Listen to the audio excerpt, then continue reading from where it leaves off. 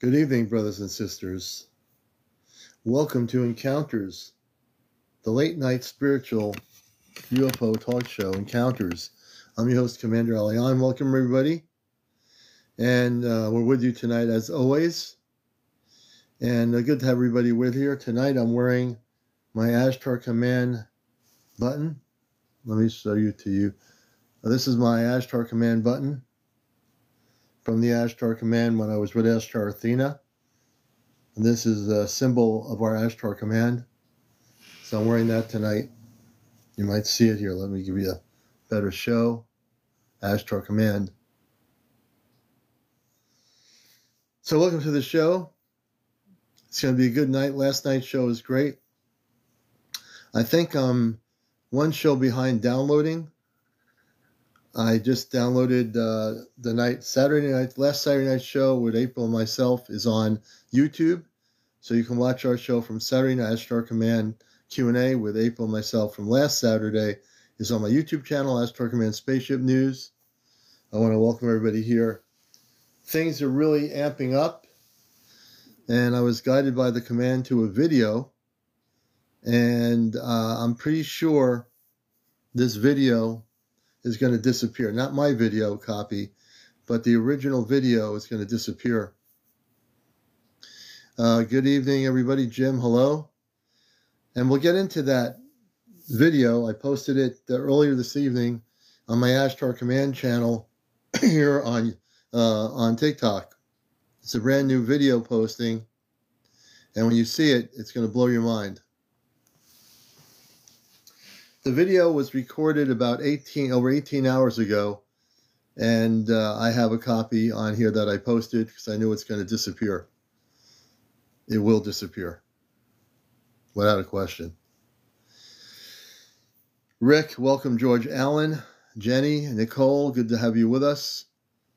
My name is CmdrAleon. I am a talk show host on WESU-FM for 21 years on NPR Pacifica Radio with the Cosmic Eye Ashtar Command radio show.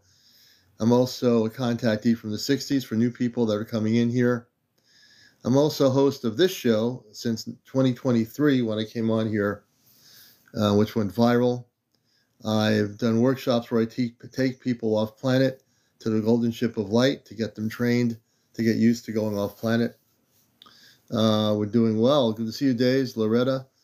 And also, I'm with the Ashtar Command. If you've heard of that, I work with April within the Ashtar Command. I'm one of the 5 in her group, and I'm with the Ashtar Command. I've been with the Ashtar Command for a long time before I came to Earth. I was with the Ashtar Command off planet, and I've come here to do mission work in this human form. I'm also, recently, my father gifted me the ability with the palm of my hands to remotely work with people around the world through my broadcast and destroy implants in them. I've been doing that for the last about 2 months now. I've worked on multiple people, and I've destroyed the ET implants that were put in their bodies. So I have a lot of capabilities, you might say. I work on a cosmic level of Christ consciousness, and I'm here to bust the matrix through my radio and my broadcast here. Good evening, Loretta. Good to see you. Pixie Dust, welcome. Island, Jimmy, Jim. I have 2, I believe, in my right bicep. So, Jim, we might be able to help you tonight. I'm going to do a few things. We're going to be getting into a little bit more. We're going to do a lot of things tonight. We're going to get into all this hubbub about what's happening with multiple states seeing what potentially went down over the mountains of Virginia on Sunday morning at 3 a.m. in the morning, last Sunday. I posted a video.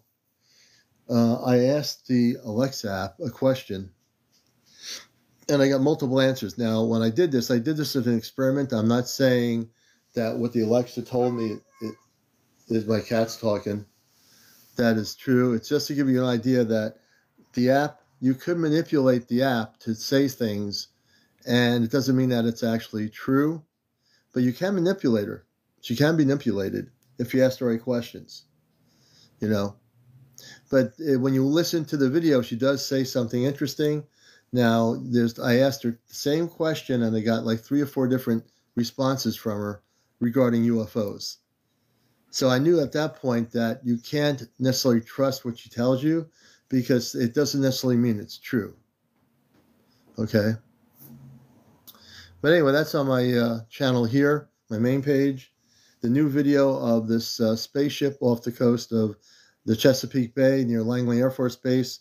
18 hours ago, this person was recording it, and it was over the water for quite a period of time. Rochelle, good to see you. Jan R., good to see you. Jeffrey, thank you for the follow. Soulfully, good to see you. Soulfully, Weston, Apparel God, I think it is. Kerry, welcome all the new people. Nate 2868, welcome. Mr. Spice of Life, that's a good one. In Orlando, nice to meet you. Julianne, hey, good to see you, Julianne. Tony K350, welcome. Gary Haas from Iowa, good to see you, Gary. Angela, everybody out there. Don Weber. Mike Masters, good to see you, brother. Mystery Man, hello, good Mystery Man, good to see you. Glass G, Voice of One, hey. Johnny, welcome. Hey, Johnny. Johnny was a guest on our show last night, and you can listen to my interview with him on my YouTube channel.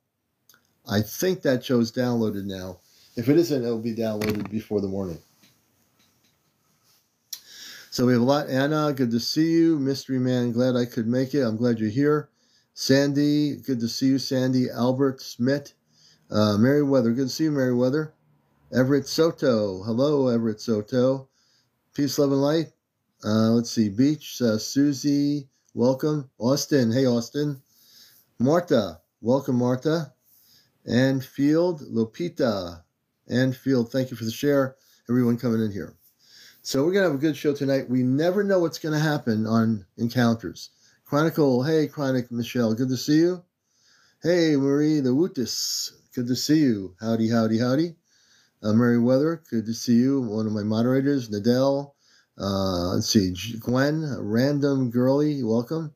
Barry Handel all the way, higher from Dublin. Hey, Dublin, good to have you with us over there. We appreciate you being here. All the people in Europe, Dublin, all over the place, wherever you are around the world, welcome.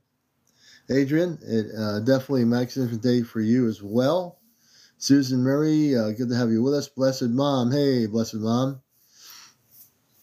So there's a lot going on, you know. And the thing is, hey, Paris, in the next 3 weeks, this being one of the 3, there's going to be all kinds of weird stuff happening, like sightings in places that we don't have any idea of. So what's happening is the galactic levels, the space people that we work with, are going to do a gradual in and out kind of thing. Like you'll see a ship here, you'll see a good ship there, and then they'll just disappear. So what they're doing is they're gradually showing you what it's going to be like when we have contact. So you're going to start seeing ships. And you say, wait, did I see that thing just now? And it'll come back in. You'll see it decloak, and you'll get to see a ship here or there, wherever you are around the world. You might just be lucky enough to see them. What they're doing now is all part of the contact plan. Is the next 3 weeks, they're getting people subtly ready to be used to the spaceships. So they want you to be used to the fact that they're now coming from all these other worlds and not to be afraid. And that's starting within this next 3 weeks. This will be the only 3 weeks that this major part of it will be happening. But that doesn't mean that you'll not have sightings. You'll have sightings increasing into 2025. What happened on Sunday night at 3 p.m.? We have no idea what it is, you know, and nobody really does. And I've always been, when I made my video this morning with the app, you know, I did that on purpose to see what it would say, and because the app was giving me like 3 or 4 different stories about Sunday, and I just came to the conclusion people need to just, you know, we're not going to get the real information. We don't know. I saw 3 videos from last week from people filming UFOs from 3 different cities. Interesting, Debbie. Good to have you with us, Debbie. That's very interesting. Yeah, people are going to see more stuff. Now, there's a gentleman in Indiana who I spoke to. I actually messaged him, and I'm trying to see if he comes on my show tonight. He was one of the people in Indiana. Yeah, there's a person in Indiana that might come on my show tonight. And I saw tons last night in our skies in Indiana. So, Nicole, you might want to come up and talk about it because you live in Indiana. So, the Indiana folks, if you saw those ships in Indiana the other night, tell me yes. If you did see them, we're going to do some Indiana people on here who had sightings. Now, those ships are ships of light. The Indiana sightings, for whatever reason, those ships are also part of the light forces. So if you saw those ships, you're really lucky to see them. Okay. But I know there are people, I had an interview last night with Paranormal Patriot, who some of the Indiana folks gave him the videos, and that's where I contacted him last night and had him on the show. Shelly, good to have you with us. Johnny Boy, welcome. I got my apple cider. Dana Vegas, a.k.a. Dina, welcome.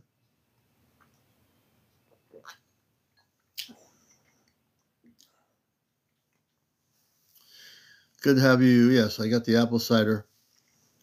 I live in Indiana near the sightings and missed it. It's upsetting.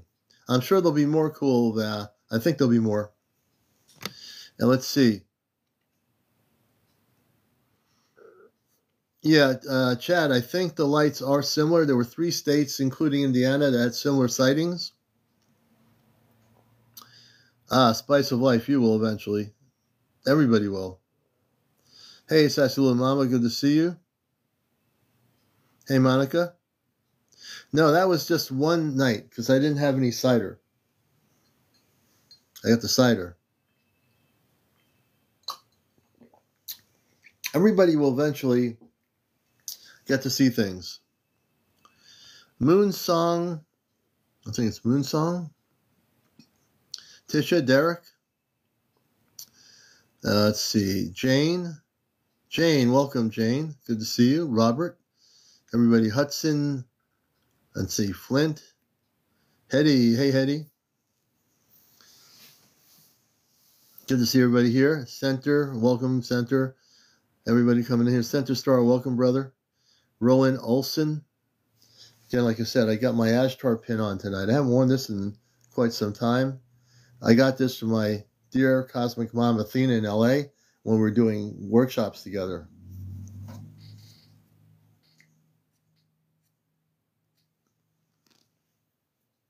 We're doing good. I hope you are doing good too, brother. Lisa, and this pin, believe it or not, 365. Don't lie about your contact. Laugh. 365 News. I think 365 News is joking around a bit. 365 News. Breaking Lieutenant Dan Joe Boat meets Kodak. Huh. Whatever that's about. Let's see here. I'm just going over. Now we always got somebody in the queue here. Commander, so the Galactic Federation is made up of many commands, not just Ashtar. Well, the Ashtar Command oversees all the galactic forces. There's not many galactic forces. It's one major force. There are many different groupings within the Ashtar Command that are involved with the Ashtar Command directly. So the Ashtar Command, there's not like 10,000 different like galactic federations, galactic this, galactic that. There's one big group, which is the command, which oversees the whole spectrum. Great question. Yes, 365 News. I like the name. I knew you were joking. It's now 365 News, coast to coast. Good evening. Good to see you, 365 News. Do you remember a broadcast that was interrupted by... Yes, that was in 1977. The Ashtar Command chose a small area of England where near Stonehenge was, and they took over ITN TV, which was a regional broadcast station, news station, and a voice came over the newscast, and they gave a message to the world that was very true.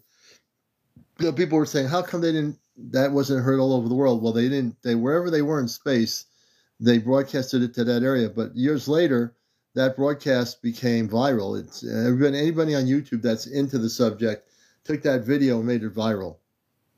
So it did get around the world. Yep. When they come for me, I'll be ready to to the stars we go. Hey, Johnny boy, good to see you.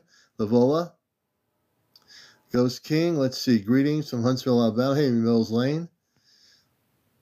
Hi from the Bronx, my New York brother. Great post. I'm listening. Good to have you with us, Joe. Everybody in here. Let's see here. When will they reveal themselves? And the actual contact for everybody will be in 2026. But 2025, yeah, it was on BBC too, Debbie. That's right. But in 2025, as we go into the new year, you are going to see more activity than you saw this year. If you think this year was kind of interesting, next year will beat this year by 10 times over. And as we get towards the end of 2025, before end of 2025, there's five of us, April, myself, and 3 other people that will be going off planet on and off before contact. So at some point next year, and we don't know when they're going to do it, they will come, the Astrochem will come and take me on the ship through my room here. So if I'm broadcasting or something, I'll probably shut down the broadcast and they will open an opening and I will go on the ship. This will also happening with Johnny, also Kit Kat, and my friend Chesno, who's also here. So eventually, definitely way before 2026, I think they'll start bringing us on the ship. I don't know when, but we'll let you know when I get taken off planet. I'll let people on my broadcast know when this is going to happen. There's a lot going on right now, but all I can say is that publicly is that we will be, when we go off planet, it'll be for maybe an hour and a half, Earth time, and it might be considered off planet because there's no time, 2 to 3 weeks away from Earth. So I understand what that means when it's 2 to 3 weeks off planet, an hour and a half on planet, an hour and a half off planet Earth time, but they don't have time and space. So it'll be like 3 weeks, maybe it could be a month. It'll be very different. Let's see here. Yeah, my email address is CmdrAleon at AOL.com. Miss Pretty Eyes says, I had my first UAP experience. I have a video. It was nothing like I've ever witnessed. Definitely, you can send me a copy of that video. I'll review it. I'm giving you my email address if it comes up. Just send it to my email address and I'll definitely do that for you. And let me see who's in queue here. We will be getting to some interviews. Definitely getting to some interviews in a few minutes. Give me a moment to, as we're getting, we're just starting up. Do you have to be chosen for 2026, Brittany? It's not so much chosen. There's a group of 5 of us that we're the first group on the planet. There's other groups of 5 that we don't know about. But April is, a year ago, she was taken off planet. And we met on here when I interviewed her on my show when I started on TikTok myself. And then Chesno and Kit Kat and Johnny of the third kind, we were all connected without even knowing it. And we're all in the same region. There's other groups of 5 that do exist, or there will be groups of 5, but it's not like you just get to go on the ship. This is a specific group that we're involved with, and we're the first group. So I know a lot of people are looking forward to having the experiences. That'll happen in 2026 when we get to that point where there's going to be general contact. But everything is pre-planned by our star family off planet. They know what they're doing, and so we're going to give you as best we can the information we can publicly. And we'll provide you as time goes on, including on my Saturday night show, which is the Astro Command Contact Show. When April and I are on, we'll provide you with as much information as we can reveal, because we don't want the government knowing. We can tell you, we don't care if the government knows that there's going to be contact, because there's going to be contact. They can't stop it. But like I said, we'll be taken off planet A group of 5 will be probably, when we do go off planet, we'll be going together, whenever that is between now and next year. So I'll be able to tell you certain things. I'm sure when I'm on the ship, they'll tell me what I can say here when I'm back on Earth. So I know it's getting close. I don't know when. They don't tell us, but I know it's getting close for that time. I've been mentally prepared, spiritually prepared for months. It's like getting ready with NASA to go on a space station or something. I feel like I've been training myself mentally and spiritually for this time when I will be going off planet, and no one's going to be left behind. But we have a group of 5, so we have to do what we're doing. It's just something that we have been selected to do. We came here to do, and we're going to be taken off planet. And the person that said that, I think it's Dennis. He looks like a politician. We need to take him out. He was saying horse manure. So at least he was being polite. So Dennis, you can take the horse manure somewhere else. Bye-bye. Have a good trip. You see, the good thing is I have a sense of humor. So I just took that and bam, they're out. Should I do it again? Bam, they're out. You see, these people that come in and do that stuff, they don't realize they can't get under my skin because I'm the commander. You know? And I'm smiling, so hey, look, I've seen it all. I've been there. You know what I mean? So, and I'm going to do some guests in a few minutes, but it's really important to know, and you'll learn from myself and from April when she's live, and sometimes we're live at the same time, and that's fine, you know, and that it's just a very mutual feeling that, you know, we're going to help people, you know.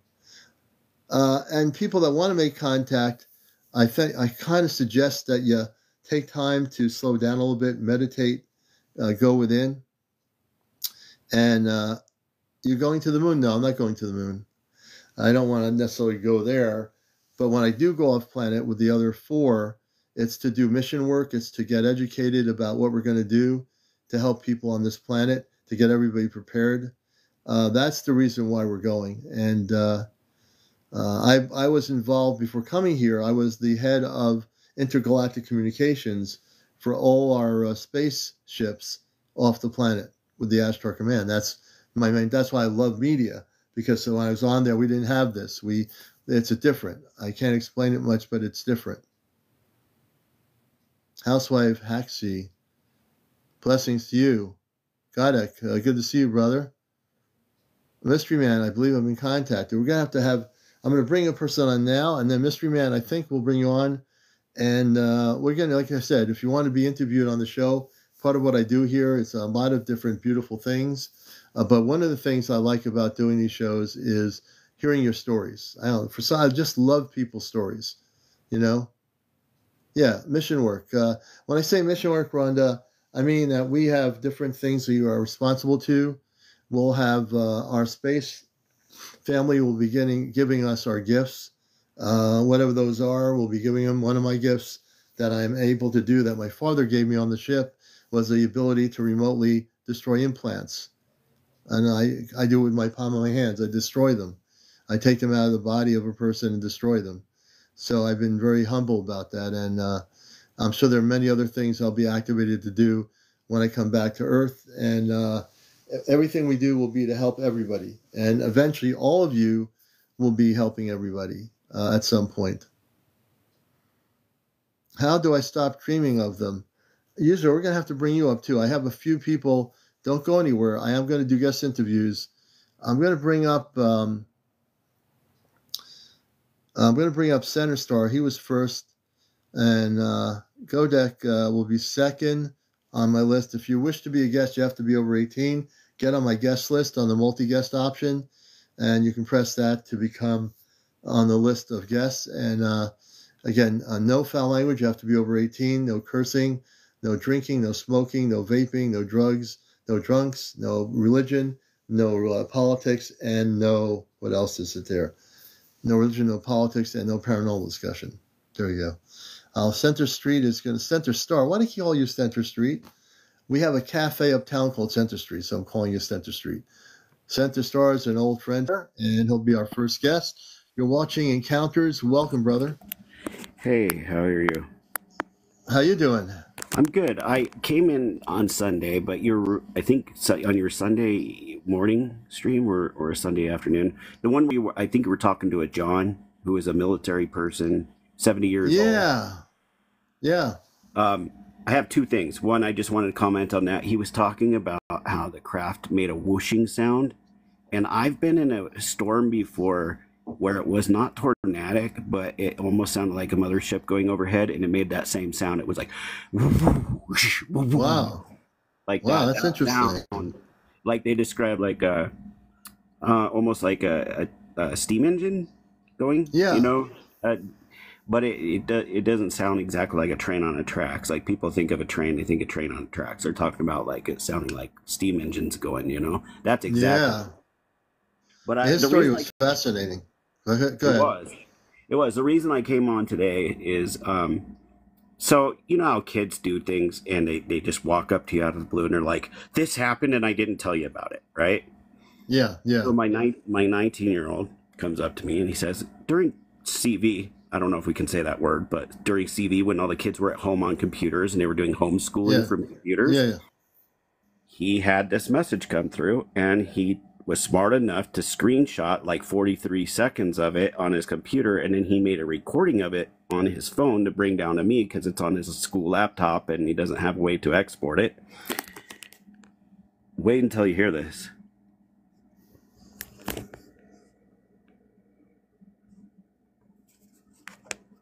Hold on, let me restart it. Are you on the recording? Yep.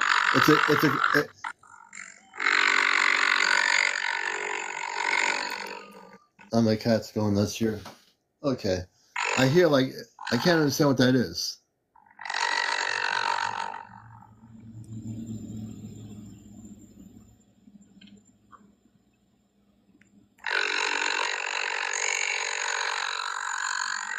This was going off on his computer while he was doing classwork. It almost sounds like a transmission of sound.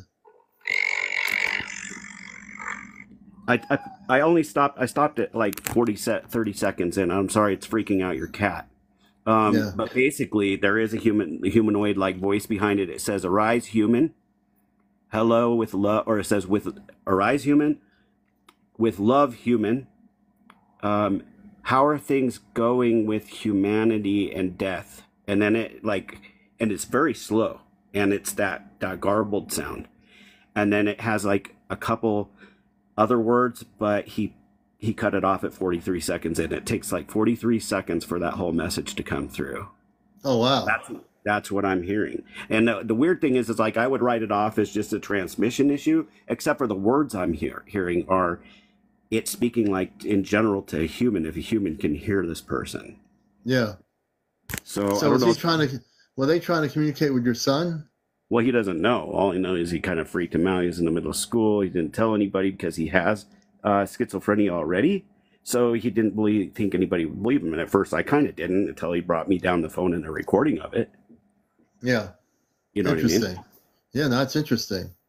So it was kind of one of those things he recorded that day, felt like nobody would believe him. So he put it away and then he just remembered it the other day and brought it to me. But I don't know. Yeah, it's just really garbled, but it has some words to it, and it's very slow and methodical. Playing it again. Yeah. Arise, human.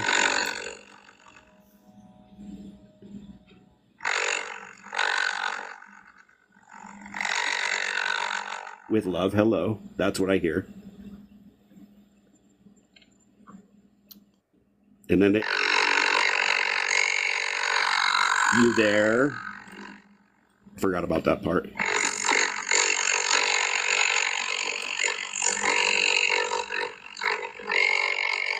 Is everything okay with the human death? And then it's just garbled and it cuts off at 43 seconds in. Yeah, so it sounds like there is a human voice behind the transmission, but because where we are on Earth, who knows where they were in the universe?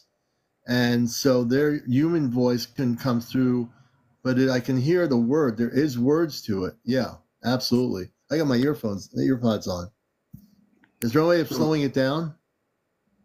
Well, it is slow. It's like, to me, it's very slow. Like, Oh, it is. Okay. it's like, it's like, it's like they said. The very first word is arise, human, like that. Yeah. And then the second one is with love, hello, are you there? How is things with the human death? That, and then there's a couple garbled words in 43 seconds Now, in it. what do you think they meant by the human death? Are they Well, we talking had about? Corona going on at the time. Maybe they were curious. Oh, yeah. So who knows? Yeah. That's what I was saying. This was during CV. This is recorded during COVID. Yeah, Interesting. he was in class, and this Oh, came now through. I can. Yeah, now I get it. He was in class at home, and this message came through. He had the smarts to hit record, and then he thought nobody's going to believe me, so he ended up just putting it in the back of his head and leaving the video there. And then for some reason, it came up to me on Sunday. It's like, Dad, here you go. Somebody else wants to play it again. I'll play it one more time. Now, can you speed it up, or what does it sound like? Speed it up. This is just literally, he took his cell phone by his phone and recorded a video in the dark with audio, so you could hear the audio only. Yeah. So I don't know. Like, this is like first time hitting public, except for the other day I played it for a couple friends on a different TikTok here, but they couldn't really hear it. Does my son speak with them? No, but he has had some dreams that are pretty out there. He does have schizophrenia or whatever you call it, but he's had one time where he was either lucid dreaming or whatever, where he got into a fight with something that came to take him out that was alien, supposedly.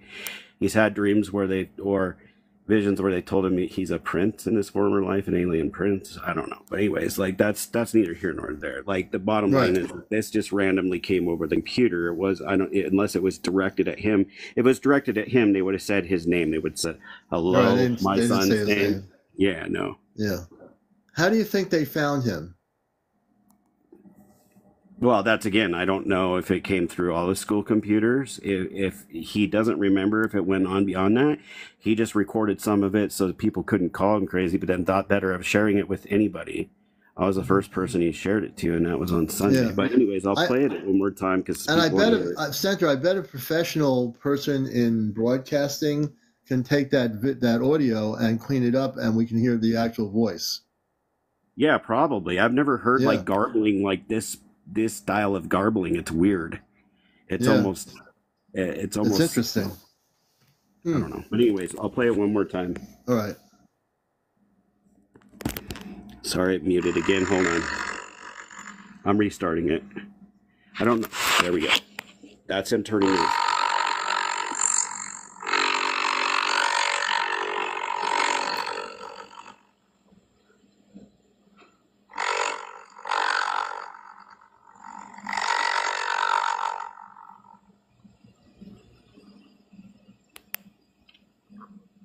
Yeah.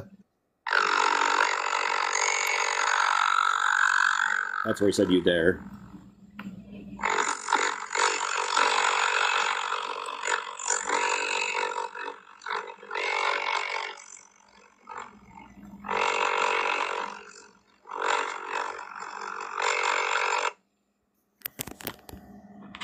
I mean, I think it said, maybe the last three words I'd been trying to decipher him. It might say, speak with me, but then, or something, or communicate with me. Yeah. I don't know. It's just really weird. Somebody said Zeta voice. Yeah, it was almost like Metatron, really mechanical. Yeah, it's, hard to really figure that out. Well, it's interesting, for sure, I decided to share it with you. That's what I came on for. Well, I appreciate the coming on and sharing that. That's what the show's about, sharing all these things so we can get to know a little bit more what's happening out there for different people. So that's definitely different, and that is definitely interesting. Yeah, it's either a human playing at being something and garbling their voice to scare kids at that time, which would be a really bad thing. Like, if the school had found out.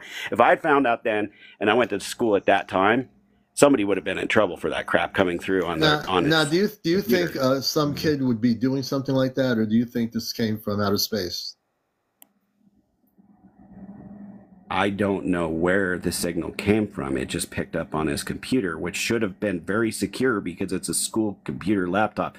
They are very limited in what the kids can even do on them. They can't open up their camera Yeah. except for to have video come in, not video go out. They can only go on certain websites. So this would have been during COVID. The teacher was teaching. Like there's a video that goes along with it with the camera and it being distorted of his teacher or something like that. I haven't seen the video yet, but Now, was when he was on his computer, was he on the internet or off the internet? well, it was on the internet, but it He was was on the internet. but it was on a one-on-one direct signal with his teachers, like in a closed classroom setting, but over the internet. Yes. Yeah. Well, it's interesting. I don't know what kind of being or beings they were, but it was definitely interesting that they did that. Well, my thoughts are either it was a prank, it is off planet, which is very slim chance, or maybe it was somebody in that had security clearance to get through his computer messing with him. Yeah. Do you think that's really something that would have happened? I think all three are plausible. We can't rule out anything. But Yeah, anything. It's all plausible. I have no conclusion about it. I just think it's interesting. I really have no specific opinion on it, you know? yeah, it's just one of those weird things. Like I said, kids come up to you and just surprise you with stuff. I'm like, why didn't you tell me back then? I would have taken this up with your teacher, Right. like right away. You know. Right. You No, know, but but it's a it's little one of late those, for that now. that's certainly one of the unknowns. That'll be an unknown recording because nobody really knows whether it was one of the three or not. There's no way of It knowing. would be nice to get it to somebody that can do software, with sound and break it down. That likes to do that kind of stuff and separate all the sounds. But Well, you know if what you I would have do something is like take, that, let me know. well, if you locally we are, if you look to somebody locally that deals with audio, they can probably take it and take that audio and clean it up so we can hear what it says. And, Yeah, that would be nice. Anyways, yeah. I don't want to hold up your whole night. I just wanted Okay, to my say friend. those two things. There's sometimes those mother storms when you're directly underneath of them, they have a mechanical whooshing sound. I don't know how a better way to say it, like up and down, whoosh, like that. Yeah. And that's what it reminded me of when he was talking about this massive mothership above his house where his roof dissolved, that it had that whooshing sound. I'm like, I've Yeah. heard that. I've heard it Yeah. before. So, No, that is definitely interesting. I've heard about the whooshing sounds for a number of years, so I'm very familiar with that. Okay, my friend Santa Star, thank you for coming up and sharing that audio, and yeah. we'll catch you again soon. Yes. All right, peace. Let's do this here, and we have another guest here. Godek is our next guest, and I'm going to be pretty random tonight about. I always want to hear new things from people, so it's great. Hey, Godek, good to see you. Good Hello evening. over there. Hello, everyone. Hey, welcome to the show. Thank you. What's your name? How can I address you? Okay, I'm CmdrAleon. I am host of WESU NPR Radio's Cosmic Eye Astro Show on FM radio here in the U.S., and I'm also host of this show, and I work with the Astro Command. Oh, that's so cool. I didn't know that. A commander, right? Yeah. Well, Commander Ashtar, I mean, I'm with the command. I call myself Commander Aleon. I love that. Nice to meet you, man. Nice to meet you. So tell us about yourself and, on the show Encounters, what you'd like to share with all our people around the world. All right. Well, my name is Godek. I was born in New York, but raised in Mexico. They took me over there when I was very little, so most of what I know is about Mexico. And I want to share a direct UFO encounter that I had over there. Okay. Yeah, it's I want you guys to do like a mental exercise for this story because I know that we go through so many like paths of understanding the UFO phenomena, and and let's take the term for what it is, right? UFO is like unidentified flying object, right? Like we just don't Right. really know what they are. And Right. from my personal experience, like this shattered my reality. Like what I'm telling you is totally true. I'm not really making this up. And after that, it changed my life. And are you by any chance familiar with the works of Terence McKenna? Yes, I'm very familiar with Terence McKenna. Awesome. I really love to hear that because I think he's right. I actually met his works through this experience. After the experience, I went straight to the library and researched if there was any connection between fungi intake and UFO encounters. Hmm. And and I read everything about what he said, and I'm really tuned. I think he was spot on. So basically, what happened is a friend of mine came out of nowhere, and he told me that he could find this fungi, and we could like do this like uh, like a trip for free, right? And that Right, right, time right. we had to like buy our stuff and so I was very intrigued that there was a free method, and I was very skeptical of anything about it. I just thought like more hallucinations, that would be cool. But I didn't expect, this was my first time. I've done this many times after this, but none of them were like so effective as this first uh, situation. So basically, we and five we were five of us. We took a trip from northern Guerrero to the state of Morelos, Mexico. That is like 1 hour south of Mexico City, and this town is very famous for specifically UFO contacts. Hmm. We were not really into that lure at all. Like we were just like really after the fungi. And Hmm. uh, once we hit the spot, like we went to this like wooden area. We picked them up. We didn't have clearly like a method, right? He just told me to don't eat anything the day before, so I was pretty hungry, and I ate many of them. And uh, we went to this like riverbed, and in the riverbed it was like a dry riverbed, and I kind of start feeling the effects of it. Like I felt really like anxious, and I start feeling like this weird sensations of on my body. So to that point, I it was kind of what I would expect. I was enjoying it. But then this like thunder sound came.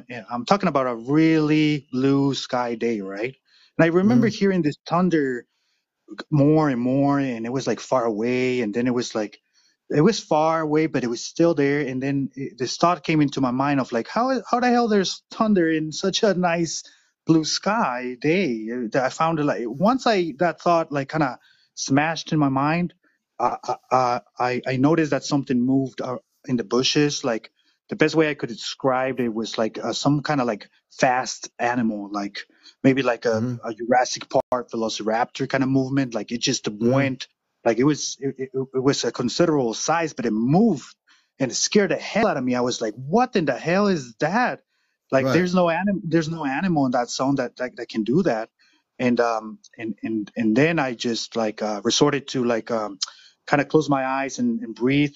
I just thought I was just like probably hallucinating. So I came back to my senses, and then I start hearing this weird sound right above the tree canopy. It was like the best I can describe it was kind of like a aqueous kind of sound. It was like blah, blah, blah, blah, like this Yeah. weird sci-fi sound, and it would just like go back and forth, back and forth, back and forth, and that really threw me off. And when I would open the eyes and look through the bushes, I will see like 1,000 million eyes, and then the movement again. And I would like, I start like panicking. And when I turned around to look for my friends, in that exact moment, I saw one of them like get up and kind of go towards the plants and start like screaming at the plants and say like, show yourself. I know you're there.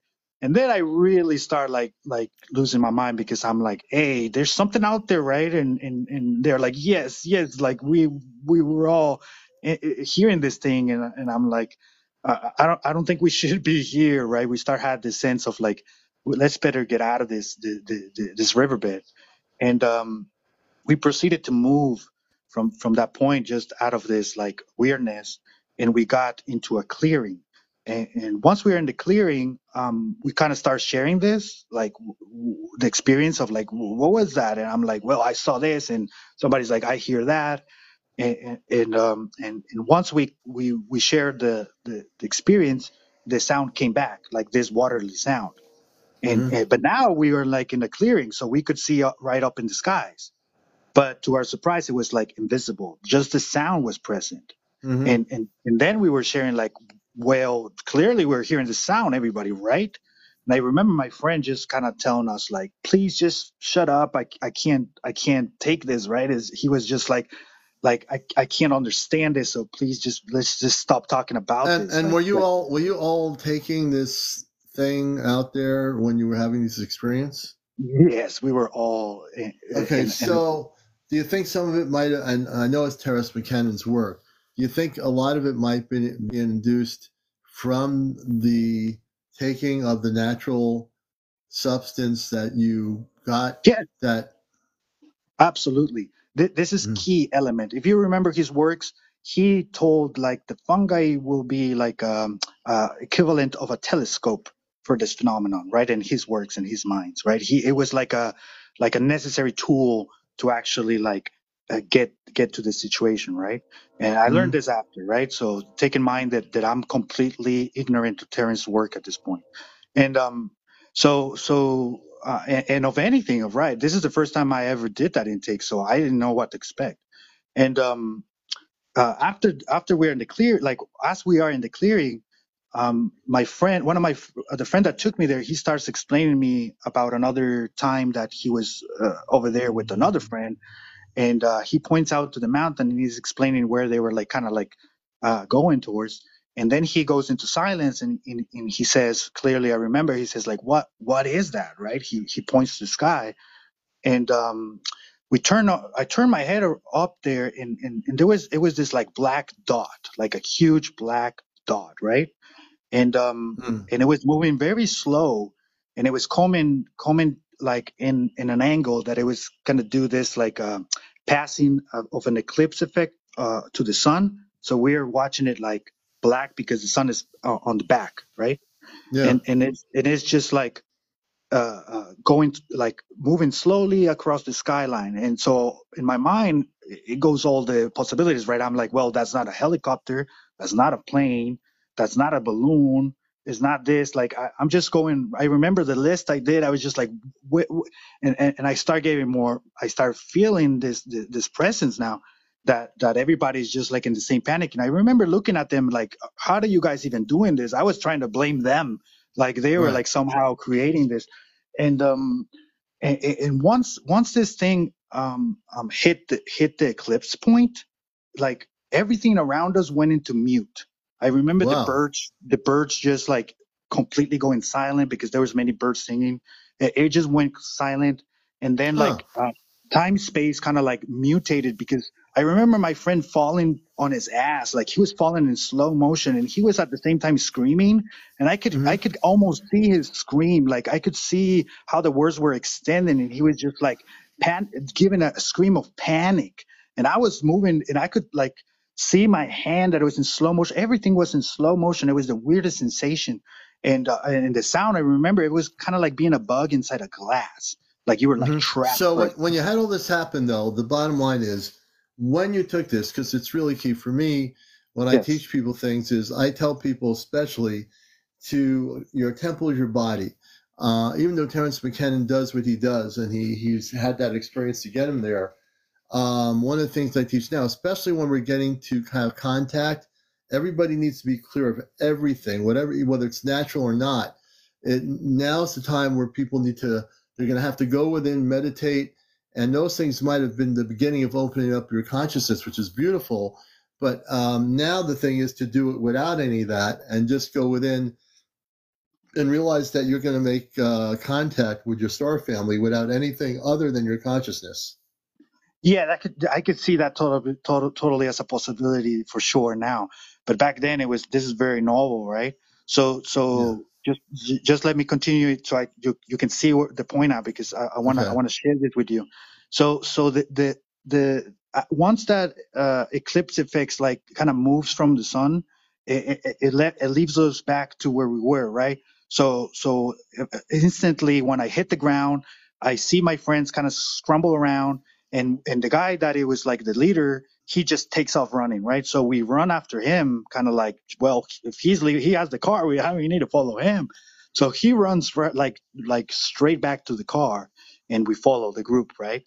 And eventually, once we hit the car, I remember I was in the back and the windows aside, and I turned my head around to the right side, and the thing was back. It was just like above the car, maybe like 20 meters in the sky. But this time, like the sun was hitting it in the other direction, and I could clearly see like the composition of the thing. It was like a shape shifting form, and try to imagine like a sphere that it was at the same time a cube, and it was going back and forth into this dimensions, right, of like a square and then a sphere and then a square and then a sphere, and then it had like two colors, metallic colors that they were reflecting. One was a blue and the other one was a red one, and they were just like doing it. It was the size about like a small car, and this thing was like there, like it was kind of like following us. So I really got scared. I screamed at it. And I'm like, man, that thing is back. And once he saw it, he just took off and like fast as he could. Like we were kind of like just really like Now, off. the guy who was driving, was he clear of anything? Was he able to drive and know where he was going?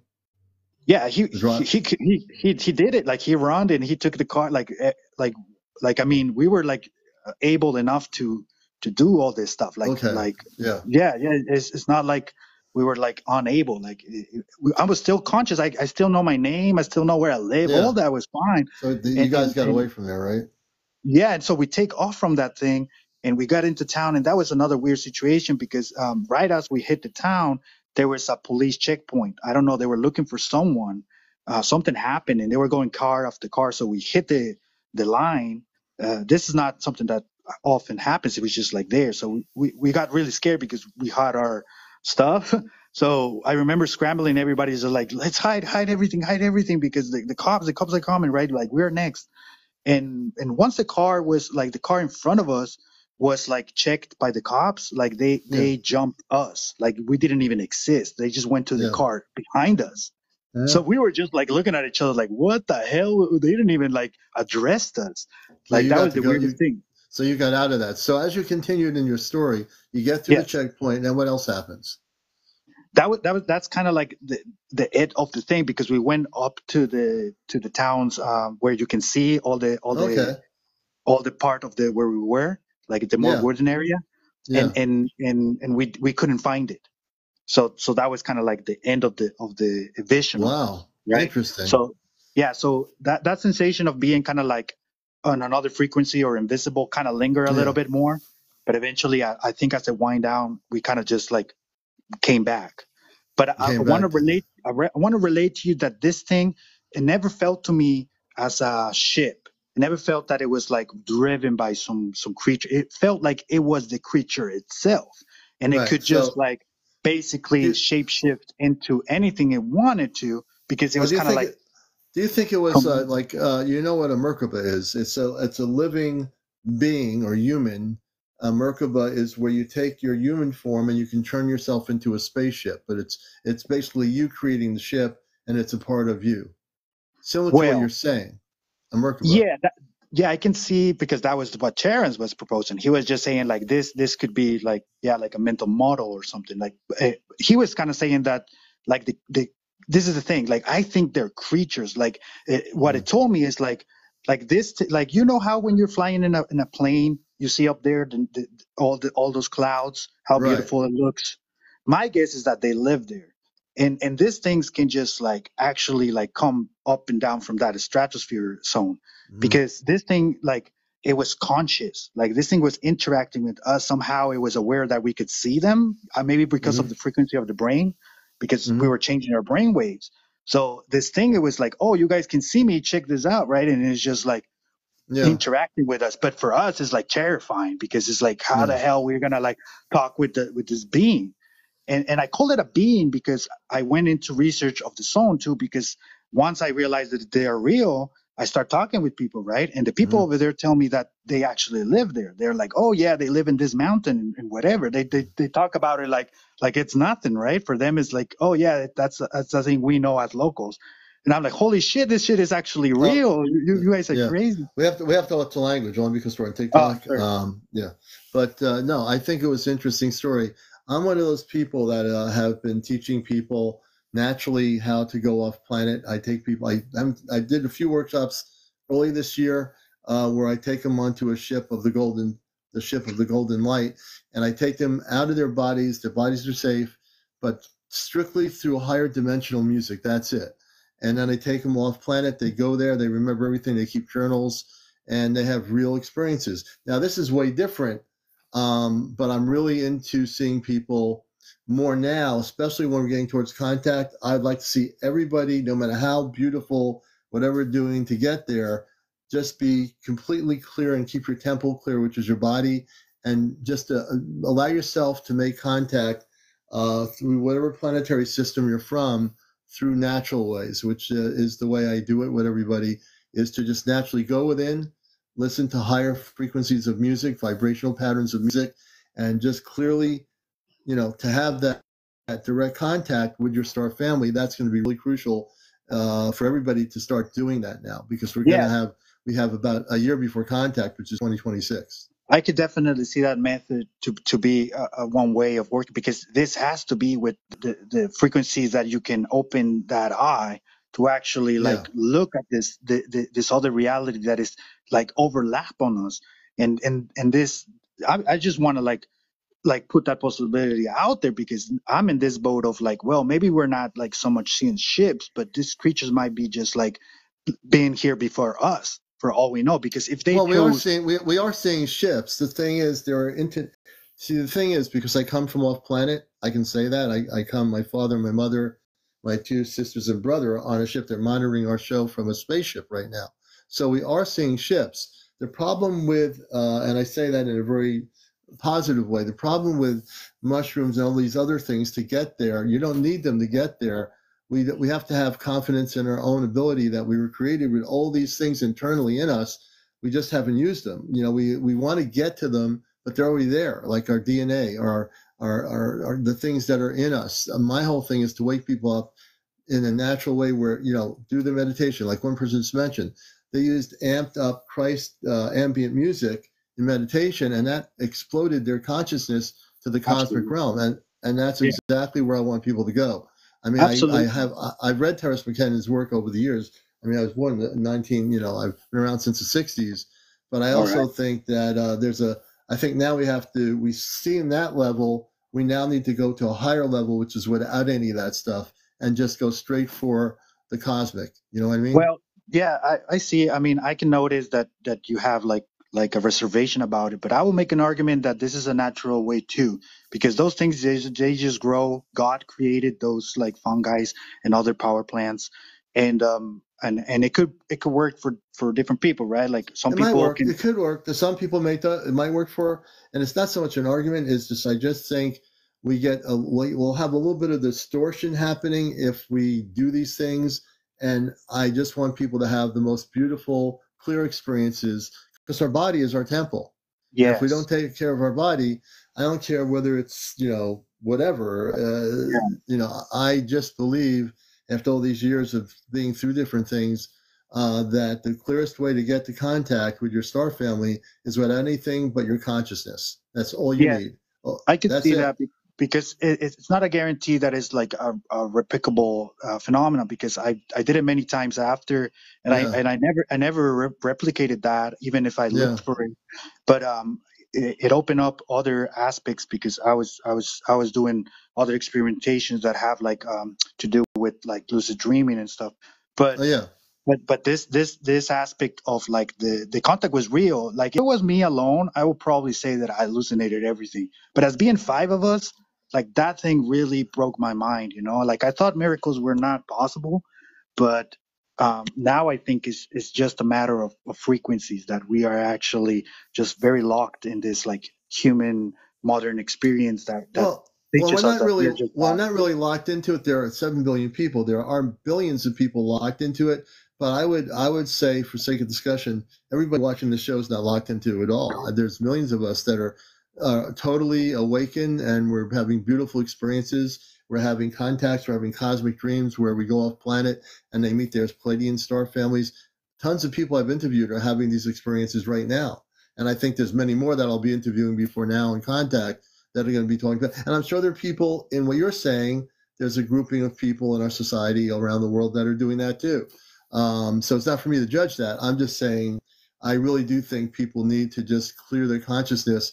And because with other alternating types of natural substances, again, there's going to be an altered state of consciousness, which is what it's about. But this, again, in terms of contact, it might cloud it. And therefore, when you're not doing it, I would give you some cosmic homework.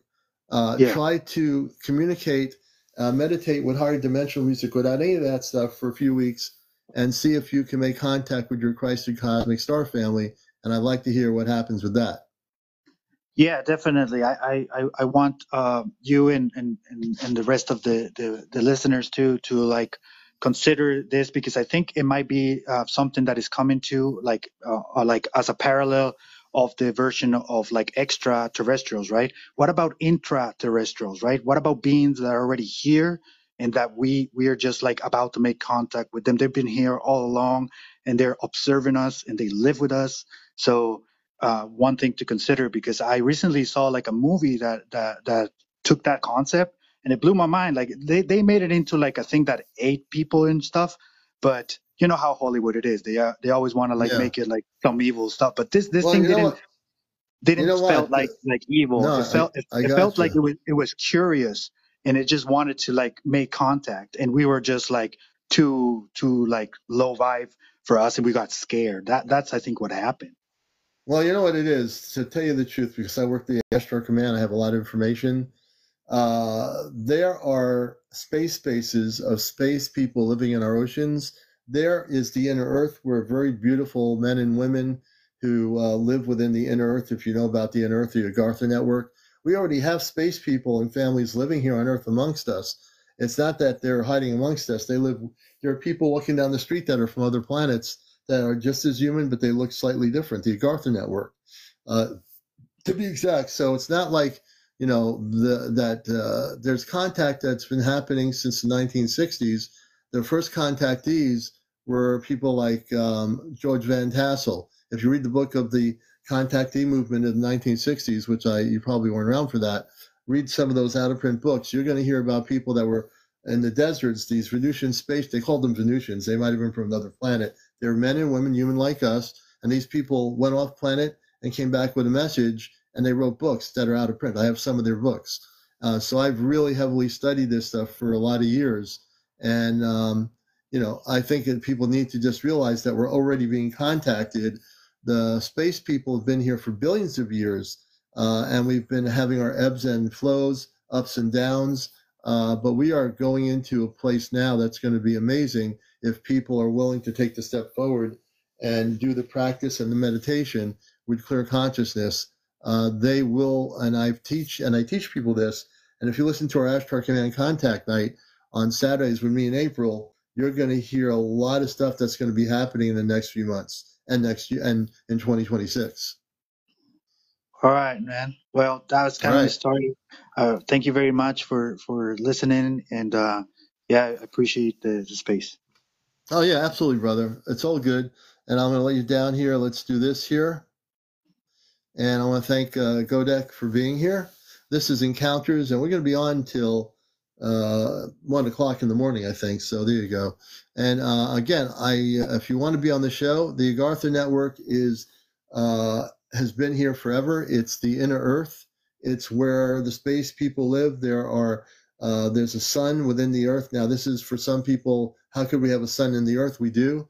There's a atmosphere within the Earth, which is the Agartha Network. And there are people that are living in the inner Earth, Telos, Mount Shasta, the Gartha Network in Tibet, going into the mountains of the Himalayas. There's a lot of stuff I know, and they're already here. What's coming is many, many galactic groups of light are coming here to Earth now.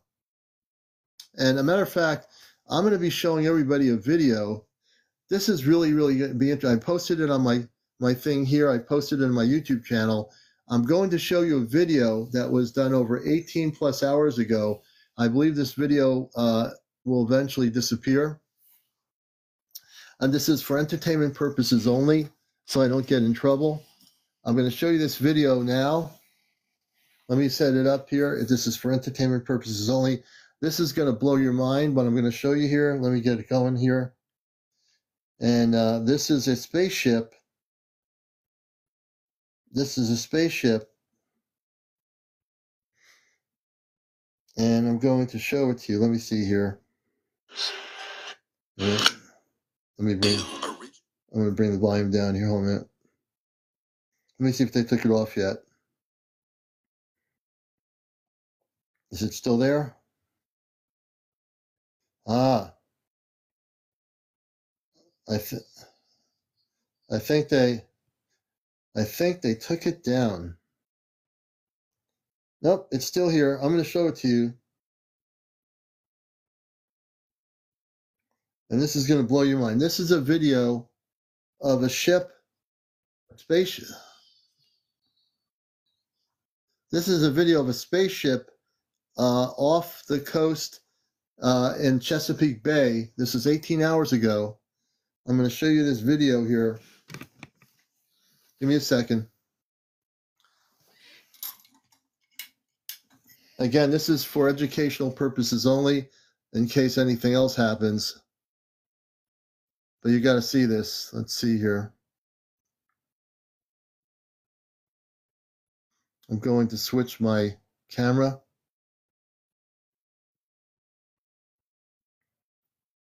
Give me a second. I'm going to flip the camera. You got to turn the light out here. Again, like I said, this is for educational purposes only. Here's the ship. Wait a minute. This is, it's grainy, but you can see it. This is off the coast, Chesapeake Bay. Let me see if the ship comes here, right there. This is for educational purposes only. Educational purposes only. Entertainment purposes only. Strictly entertainment. This video will not be around too long, but I was quick enough to get it. I'm surprised it's still up. The Astro Command said they would be making appearances. This was over 18 plus hours ago off the coast between Maryland and Delaware. Here it is from a distance. Here, wait a minute. This is for educational entertainment purposes.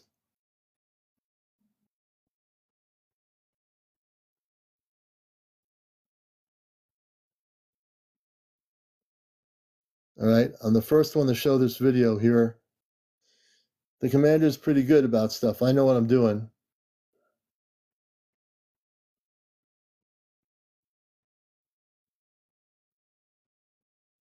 For educational purposes only. I'm going to go back a little bit so you can see it better. Sorry for the graininess.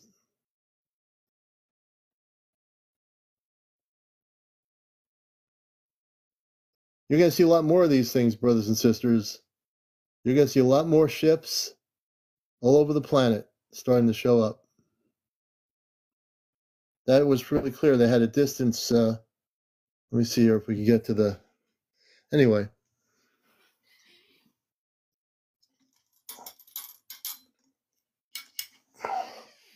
We're going to bring myself back. Okay, give me one moment here. Now, there's other videos I've been looking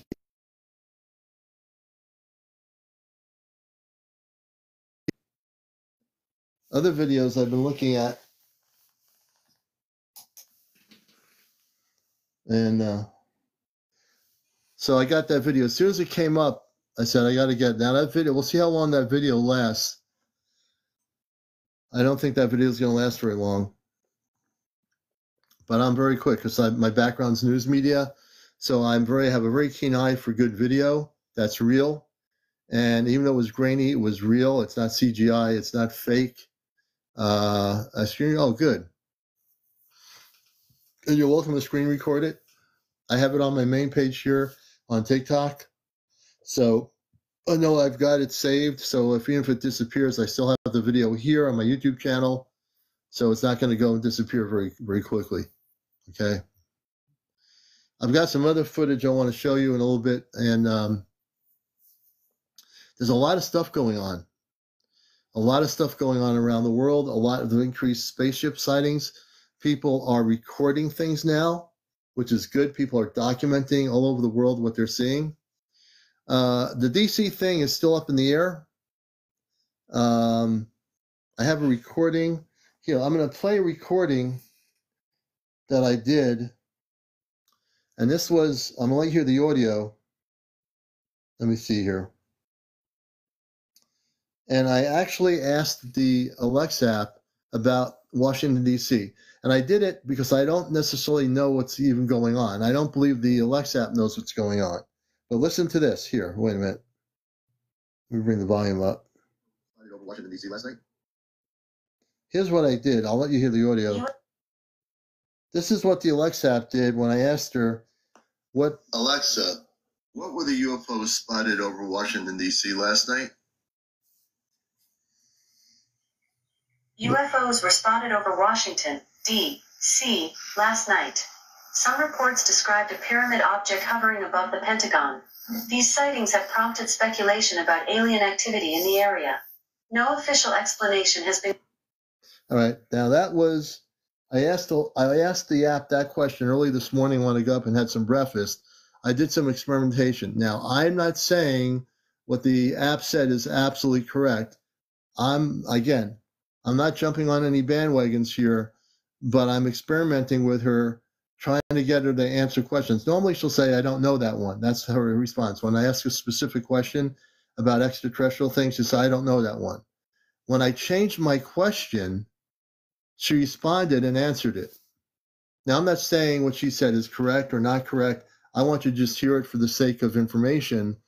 And again, I'm not putting anything into it or not into it, but I think, I like to be transparent and share information. So who knows? But I'll play it one more time and you can listen to this. Wait a minute. Let me see here. Even for the objects. Alexa, what were the UFOs spotted over Washington, D.C. last night? And here's the answer. This is her answer. UFOs were spotted over Washington, D.C. last night. Some reports described a pyramid object hovering above the Pentagon. These sightings have prompted speculation about alien activity in the area. No official explanation has been given for the objects. Okay, so I'm the host of Encounters, UFO talk show here on TikTok. Okay, so that's on my main page. And the reason I'm playing that, again, I've watched every video on here that people have projected about what happened the other night at 3 a.m. in the morning. I still don't know what happened, really, honestly, and that's why I'm who I am. My background is news, media, and journalism, and I still don't know what happened. But to get the app to say something like that, she gave me 3 different answers. Okay? She gave me 3 different answers. One of the answers were, she said there was a UFO retrieval. It was weird. She said some sort of UFO retrieval that night.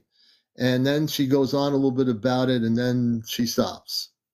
And then this one. Then this is another answer she gives me. So Alexa is giving me these different answers, and I'm doing this only as an experiment because I don't necessarily believe that this application is telling me what's really happening.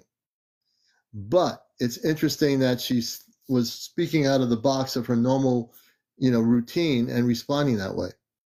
It was interesting. I thought you'd be interested to hear that. And we still don't know the truth. April said they shot it down. What was it that they shot down? I heard a little bit. I was on her live just earlier before I came on. What was it? Commander put me on. Hold on a second. Alexa gets her information from different Raleigh, North Carolina. Oh, she has pictures. Ah, interesting. Well, maybe we'll talk about that Saturday night on Ashtar Command Night.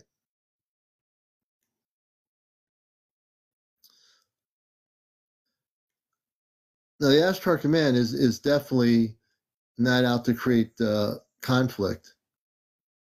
So I'm going to have to talk on her live. I caught a bit of what happened, but with the negative ETs, I think they were coming in to do something, and the Ashtar Command stopped them. The command is nonviolent. Just so you know, they're not violent. They are nonviolent.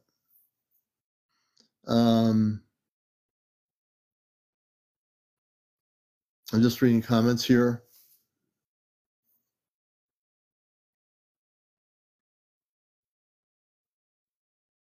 Oh, the reptilians?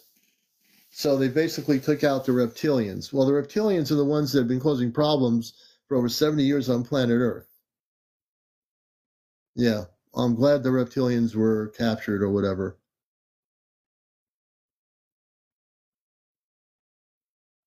Not within the Ashtar Command, there aren't violent ones. It's in the reptilian. There are reptilians who are violent, for sure. She said she was contacted with Star Command to pursuit of rats. Yeah. Yeah. Yeah, the reptilians, the Ashtar Command, which I am with, we've been capturing them and they've been sending them off planet. She is with me. I'm one of the 5. I'm with the Ashtar Command. I think it's non-nutritional. She is been off planet over hundreds of times since last year. She works with our space family, which are men and women from planetary worlds of peace. And the reptilians have been with the Zeta causing a lot of problems on this planet for over 70 years or more. Now the reptilians are being captured and being taken off planet completely. And the command is capturing them. Our ships are capturing them, and we are getting them off planet. They're all going to be off planet before contact happens. All the negative ETs will not be on the Earth. So it's all good. Thank you for your questions, non-nutritional Kale. Good name. Good to have you with us, too. And good to have everybody with us on the show. This is the most popular, #1 spiritual UFO talk show on social media, busting the matrix. You know what I mean? Can we get any evidence from you? Evidence. The people that want the evidence. When we tell you a true story, that's all you need. It's like we're not here to prove anything. On my show, there's nothing we need to prove. When you come on this show, man, you're going to be learning a lot of stuff here.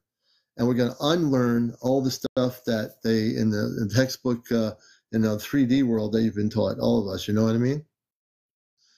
Now, we don't need to do any evidence here. This is not like where we have lawyers and a judge. Let's get the evidence here so we can know whether they're guilty or not. As you get to know me, you'll see I have a sense of humor, too. No, but everything is very real.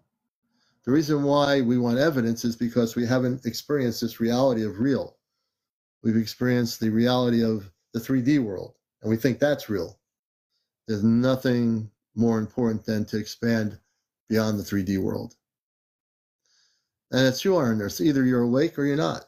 There's no in between. And April documents every single thing.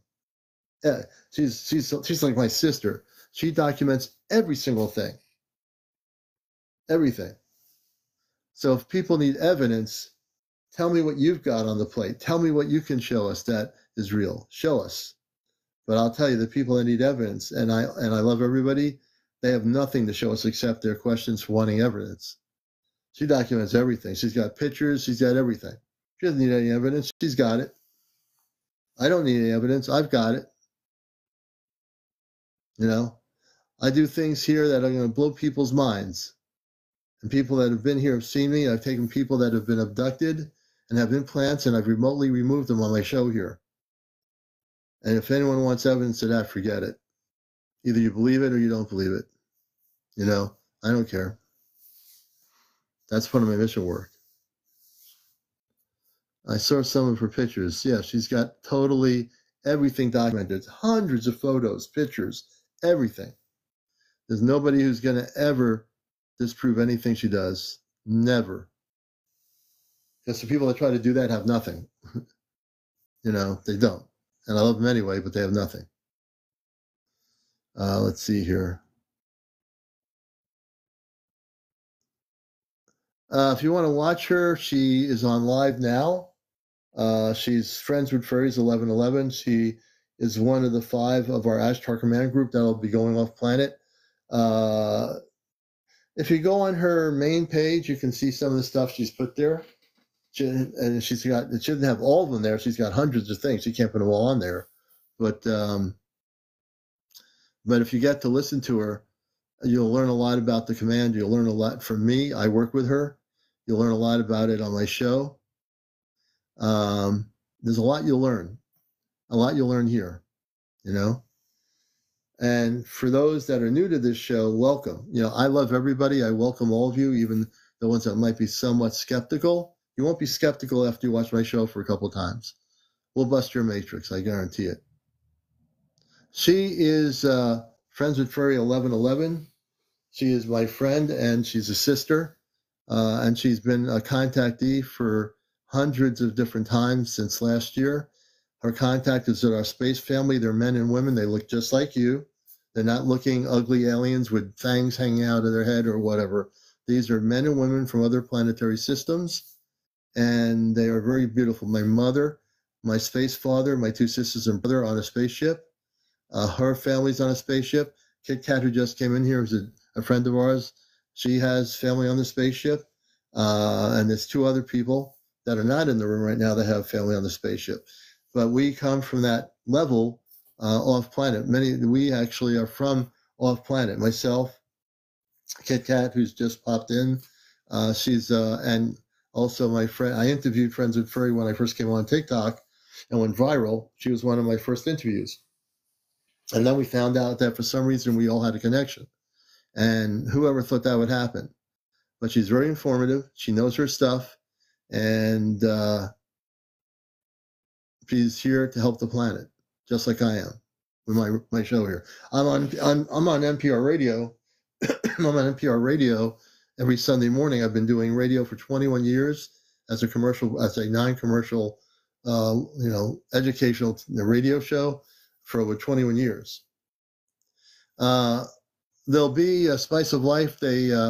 When contact happens, all diseases will be able to be healed. There's med beds that will be used. There's natural ways to heal things. And all that will be available to the human race once there's contact. And I know this to be true. That'll be happening down the road. In 2026 is when the main contact will happen.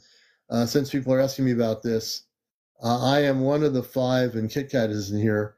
We are one of the 5 that will be going off planet with our group of 5, and then we'll be bringing information back to the whole planet before contact, and then things will progress from there before contact, and then when contact happens, many of you will have your first time meeting people from another planet.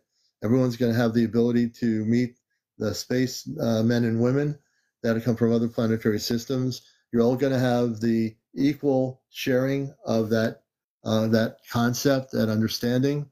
So no one's going to be left out of contact. Since I'm being asked this question.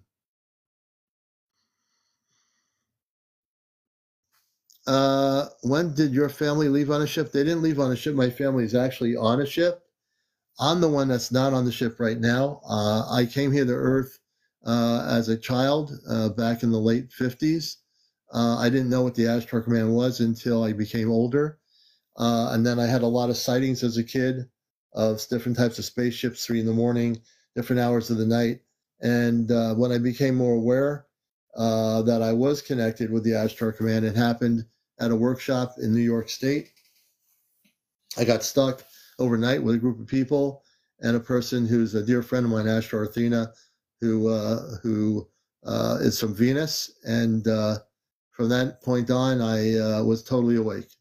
At that point on, that was in my late 20s, and I had an epiphany, an awakening, and I'm really totally connected. But my space family is on a spaceship. My biological Earth family, they passed years ago, and my family off planet is there and watching my show probably right now. Matter of fact, they're probably watching me, and if April's on, they're watching her too. So they can watch us on a screen on the ship. They can see everything and every comment in here. Commander, multi-request. Let me see who's requesting. I will get to that person. I need to keep my train of thought. I will definitely bring that person up in a few minutes, but I want to answer these questions because I think it's important. Did you see those weird black-looking things in the sky during Elon Musk's rocket retrieval? No, I didn't even pay attention to anything with Elon Musk. I had no idea. Oh, your wife is bedbound with Parkinson's? I'm sorry to hear that. Which beings are visiting us now, or which types would you say overall? Well, right now there are individual people having contact with Palladians and others, but that's really on a very limited basis. There are people that are having physical contact with their space family on a very limited basis. And it varies. It will increase as people become more aware and awake. Paletta says, I can't wait for the med beds. Let's see here. I don't think you're going to have superpowers. I think, again, until we get towards the closest part of contact, what we're going to do is become more awake to who we are. When contact happens, we'll remember who we are. You'll connect with your star families, all of you, and you'll be able to traverse the universe with your star family when that time comes. But we're about a year and 3 months away from contact, roughly speaking.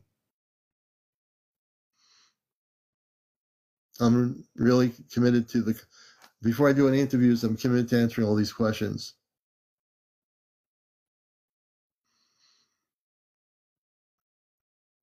I think I've caught up with Commander. Are we?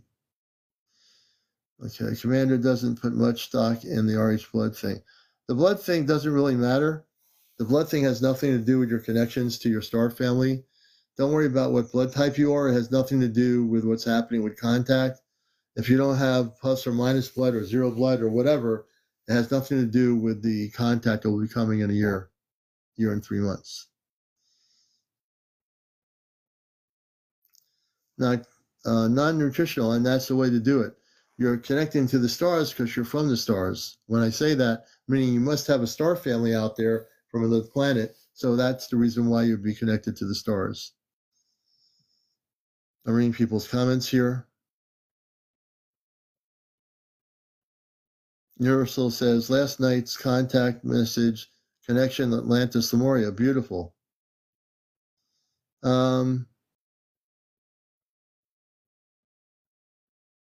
Yeah, Atlantis, I want people to know something about it. The Atlanteans, or Atlantis. Eagle says, I believe I'm a descendant of Ashtar.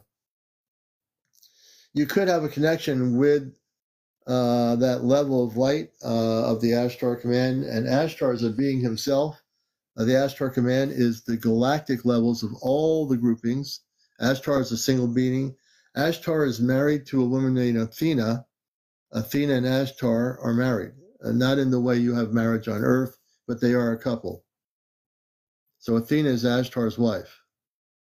Greetings, brother. Greetings, champion. I had his contact last night in my dream. Spiritual minded, I'd love to hear that. I'm going to follow you. Spiritual minded, we're going to follow you, brother. You have to turn your settings to public so I can follow you. Jupiter Bennett, hello to your space family. I'm super excited to meet others. I'm ready for space vacation. Good to have you, Jupiter Bennett. Let's see here. I'm just going through the comments. So Don Kelly, Ashtar is both a being and an Ashtar command. So Ashtar is a space being who is human, who is very elevated and advanced in spiritual consciousness. And he's also with his wife, Athena, who is a beautiful woman that he is married to. Just like we have people that are couples here on Earth, they also have families and couples on the other planets.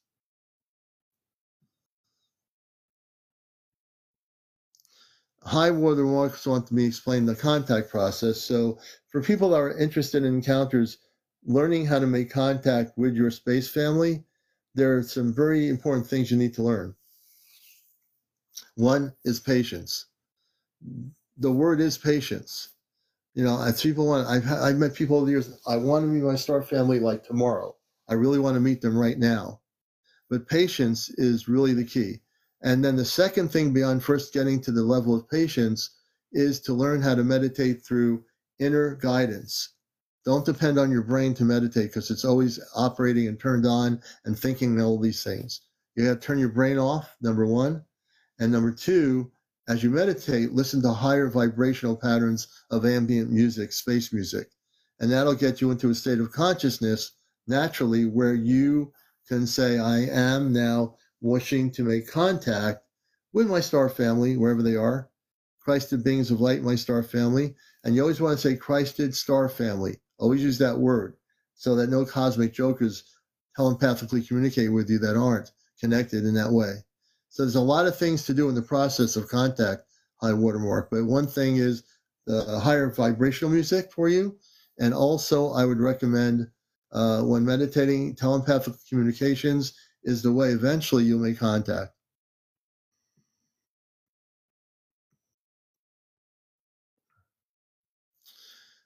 Chaotic Bliss says, is Bashar channeling his star family? Well, I don't know Darryl Anka personally, but Darryl Anka is the brother of Paul Anka. I have over the years listened to Bashar. I think, I think some of the things that he's communicating are somewhat accurate, but I most of the time get my information direct off planet from the Ashtar Command myself directly. And I've been feeling that I don't know much about Bashar and his star family. That I don't know. I just know that I've listened to him through Dalanka communicate over the years once in a while. UFO Mania in Japan. Hello, brother. So UFO Mania is, I always go to his show. I don't speak Japanese, but they have a live in the mornings. Hello, UFO Mania. Good to see you, brother. Good to see you. Thank you for being here. Let's see. Am I missing something? PETA Balag MK. So the Anunnaki are with the Ashtar Command. The Anunnaki, thank you so much for the heart team, my friend. The Anunnaki are with the Ashtar Command. They're part of the groupings of the Ashtar Command from many different planetary worlds. I'm trying to catch up here. So I am going to do some interviews here too to help people. I am catching up with you. Thor will be on for a few minutes, and I want to bring up some of the other people. There's a number of people here that want to be on the show, so I'm going to be conscious of that. Terry79, good to see you. Let's see here. And then we're going to bring up some other people. I'm going to be very conscious of timing here. I see I've been watching comments, and if you've had any contact with space people, if you've been visited, what's going on? Hey, we're doing good. If you're recording any UFO activity, want to know, I showed the video earlier that I think is not going to last very long, but it will last on YouTube and on my channel here because I got it. That's the same kind that's in my forest, the one I was telling you about on the past interviews on the show. It's exactly identical. Yeah, well, this ship that was over the Chesapeake Bay, I was reading the energy of the ship earlier when I was watching it. That's how I do it before I do anything.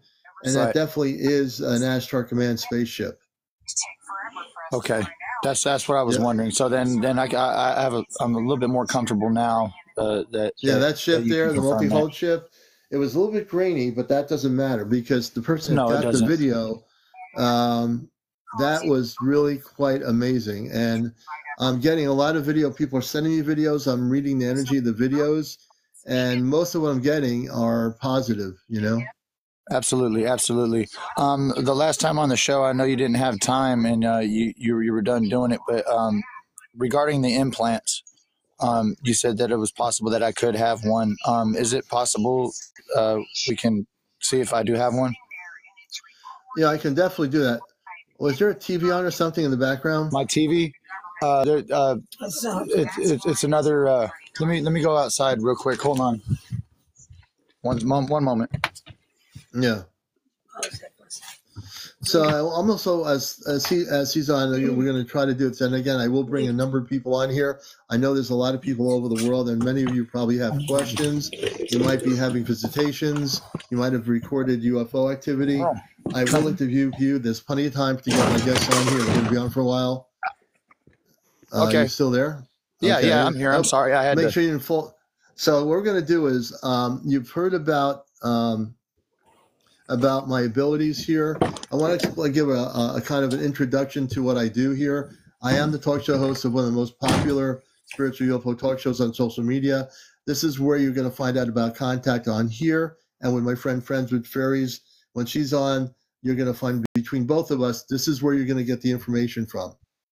And on Saturday nights, on Astro Command Contact Night, Q&A, you'll be having April and myself on here. Between both of us, you're going to learn a lot of stuff about the command and what's coming down the road on planet Earth. So I'm glad you're all here.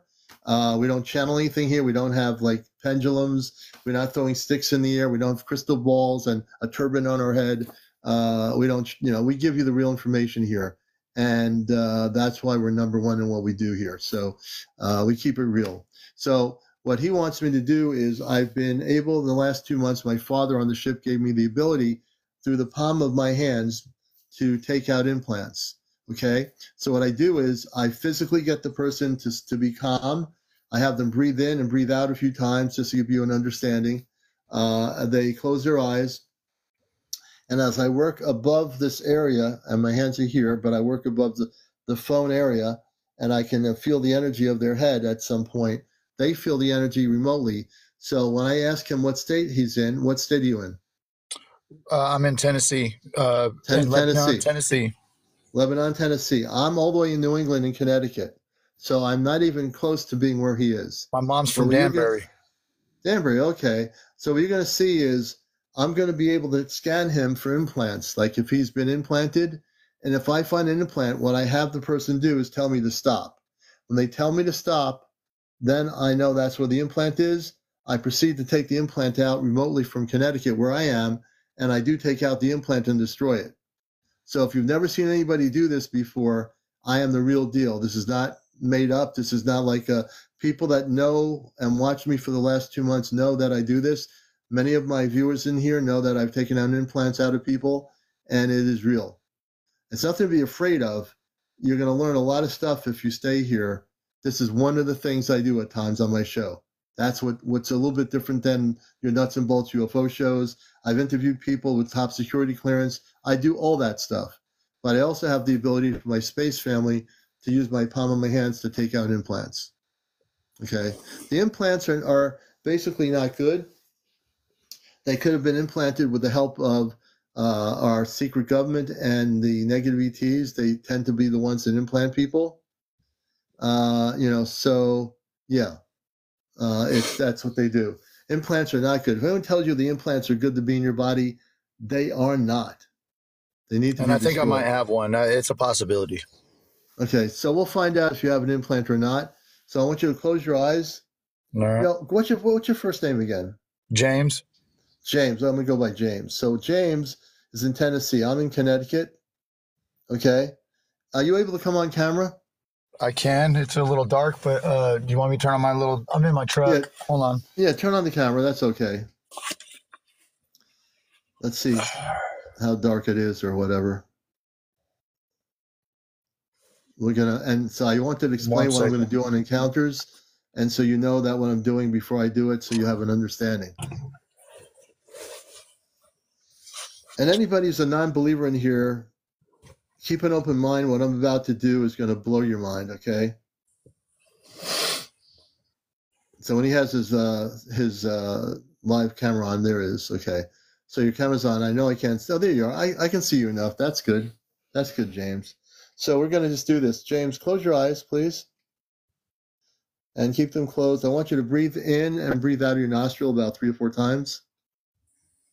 So I'm doing here, just to narrate it, I'm getting the person to relax. I'm getting them to turn off their brain. That's really crucial, not to think about anything when I do this. And what you're going to see is we'll find out whether he has implants. Maybe he has no implants. But if he does, I'll find them and we'll take them out and destroy them. Okay? And I like to be very transparent on the show. Always have been, very honest, to tell you what I'm doing here. And what I'm doing right now is real. So when you're relaxed, let me know, James. I'm relaxed. Okay, good, brother. And I'm going to start shooting the heat energy starting to come out of my palm of my hands. I'm already activated. I switched consciousness in my Ashtar Command consciousness now. I'm not just in a talk show host mode. In a minute, I'm scanning your head. You're going to start feeling some energy. I can feel the energy from your head right now. It takes me only seconds to do this. Tell me when you're starting to feel some heat energy around you.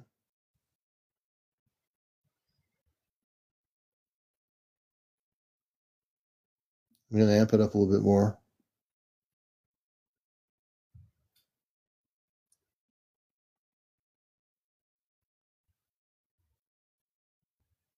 I'm going around the side where your ears are right now.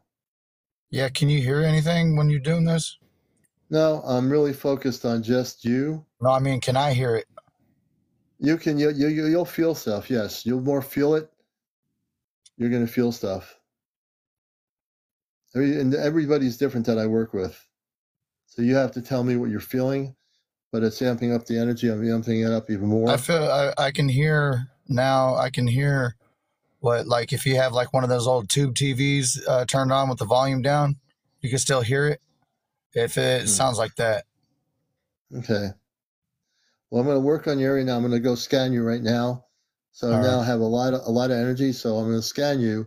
As I'm going down around your neck area, I'm scanning around your shoulders. You'll tell me when to stop, and I'll know the implant's there if there's an implant.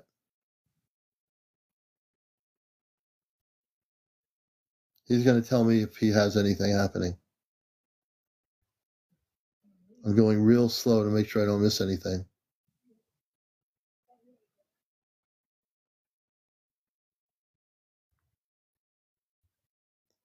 I'm going back up to the neck area. For some reason, I don't know why yet. Up here in the neck area, I'm going right there. And I'm going to go around the neck area. I'm not even going to put any power suggestion. I'm being straight, transparent here. Something about the neck area, that's just where I'm going right now. Just double checking. If there's something there, the heat energy it'll actually penetrate it. You'll feel it and you'll tell me to stop. All right.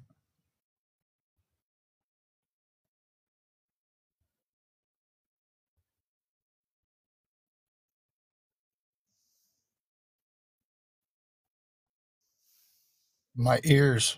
Stop. Right there? My ears. Okay. I just stopped right here. Is this where you want me to stop? Yeah. Yeah, right there in my ears, like right under my earlobe. Okay. Or right actually inside my ear on the top. Okay.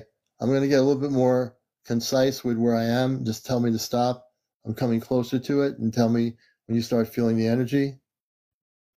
I'm just adjusting it. Tell me when. I'm near the ears, near the back of your ears right now. I'm going to get closer. You should start feeling something in a minute.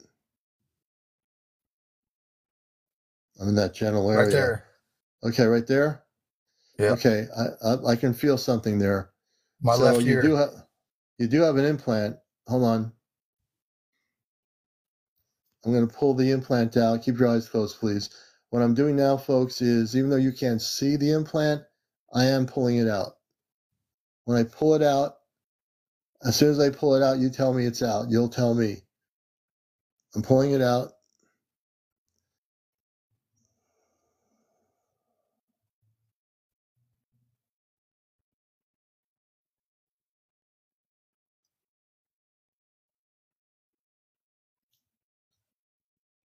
Right there.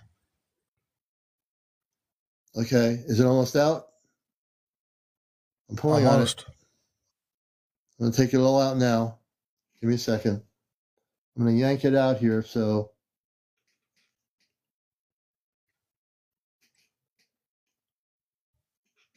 almost. One more. This is it. I'm going to shoot some heat energy in there to loosen it up. I'm pulling it out now. I'm forcing it out. Some of these implants want to stay in the body. They're going to come right out. Almost out. You tell me what's out, brother. Almost.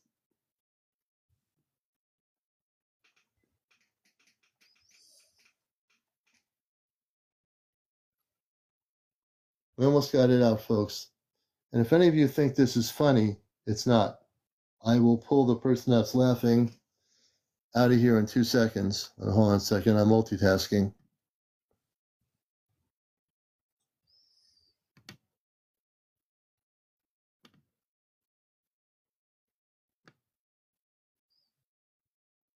Okay, almost. Now I'm going to yank it out right here.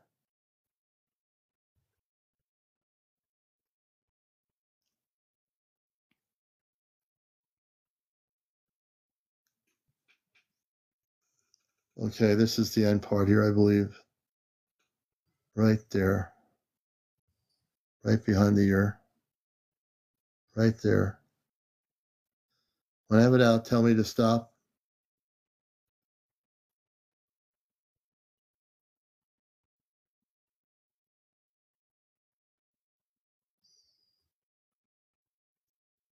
Right there. Okay. I'm going to destroy it now, brother. Give me a second.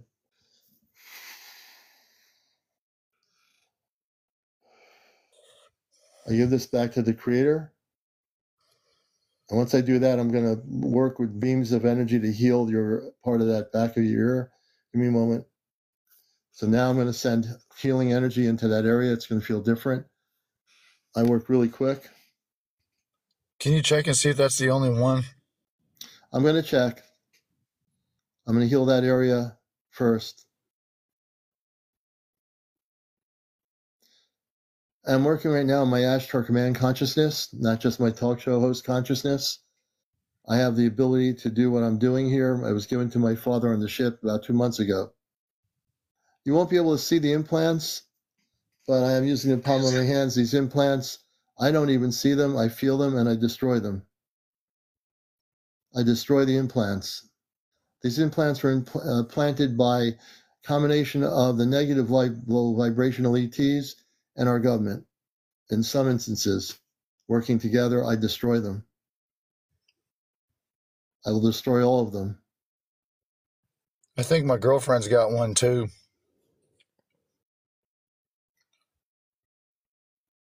Okay, we'll scan you, brother. That area is going to heal. When you go to sleep, James, you will feel better. It's going to start to feel tingly because it's healing. That implant was in you for a long time, brother, but you're going to start healing. I'll scan you for another implant. If there is another implant, you tell me to stop and I'll stop.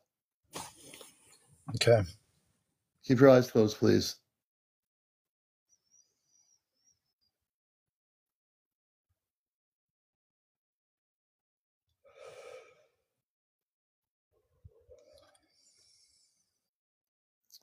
And people are asking, why did they implant the negative ETs implanted people to control them?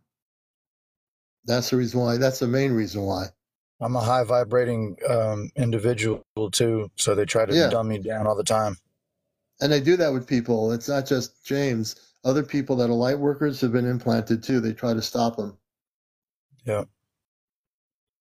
But after this, you will not be attacked by any negative low vibe ETs anymore, James.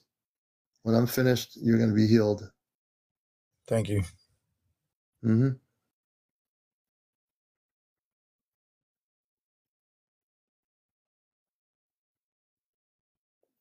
They are these Zeta and the reptilians. I think it's Kim, to answer your question, and the government. They're from the Zeta Reticuli? Yes, Zeta and the reptilians are both involved. I knew it.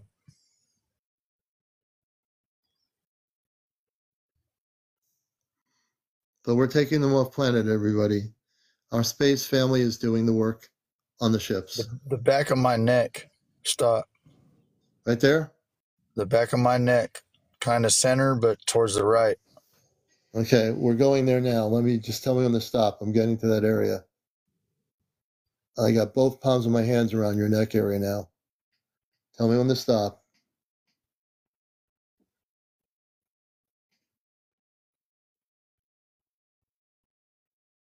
Right there. Okay. Okay, I'm light centered on it. I'm going to take it out. He has another implant. We're going to take this out, people that are watching the show. My name is CmdrAleon, host of Encounters. This is a spiritual UFO talk show, but I do more than talk about sightings and UFOs. I also have the ability to take out implants from the lower vibrational ETs. To be more specific, I'm going to do this right now. I don't play games. I'm going to take it out. I'm pulling it out now. I'm going to shoot a light energy from my other palm on the back end of the implant to push it. I'm going to push it out and pull it out. So I'm speeding the process up here with James. I'm pulling it out. I'm shooting heat energy beams of light into the neck area, and I'm pulling it out. Here's my hand here. This is working on the back area of his neck.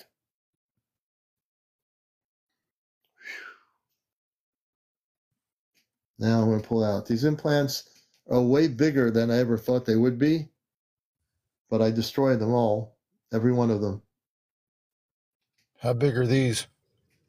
It's pretty long, but I'm going to disintegrate it before the rest of it is even out. I'll be able to disintegrate it. It'll become nothing. There's a little bit left here. Give me a second. No, Goddess, they don't really feel pain. We try to make it as less painful as possible. With the beam of light around it, we shield the body. They'll feel a tingling sensation, some people, but not pain. Almost out. Almost out. This is the last part of it. When I get it out now, you tell me to stop. I'm almost got it all out. Almost out. Almost out. I'm going to yank it more. Yank it more.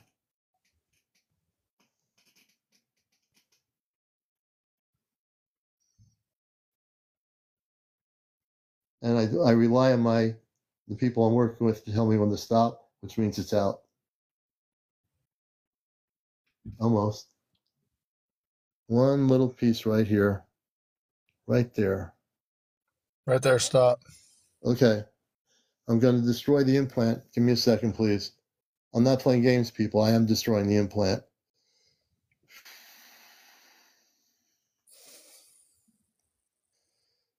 I've disintegrated the implant. I give it back up to God, the Creator.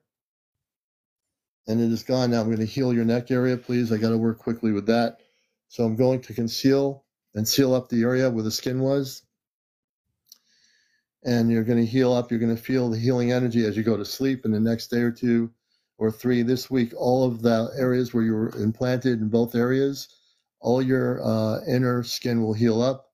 I'm infusing light energy in those places. And you don't have any more implants. Those were the two major implants you had in your body, James. Okay. Give me a second. I need to. Do these affect my memory? My arms.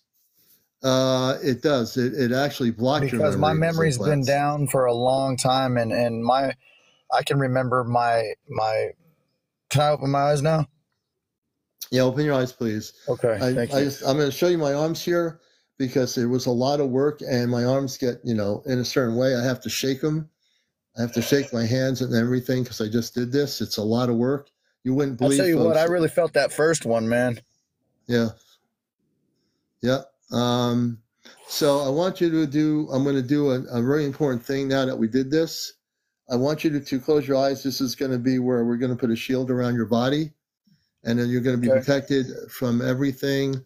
You're going to be fully activated. So close your eyes. I'm going to put a gift. I'm going to gift you with what I call a shield, for lack of a better terminology. I've been given the power to shield you, and no one will see the shield. It will be actually, it will actually be a very beautiful energy, but it will protect you. It's not like a space suit. It's invisible. It just shields you from anything. Your light will be very, very strong, and nothing negative will be able to come into your environment or into your body or whatever. So close your eyes for a minute. We're going to do this gift for you. What I'm doing is I'm shielding him, everybody, on encounters. I'm going to shield him from any negative energy, ETs, and he'll never be dealt with like that again. And as you feel this, just let me know you're feeling the shield. It's going to start from your head, and it's going around your body, around your shoulders. I'm amping it up. I can already feel it. Yep. I'm going to shield your whole body. It takes me 2 seconds to do this. One more time. Just making sure everything is the way it should be.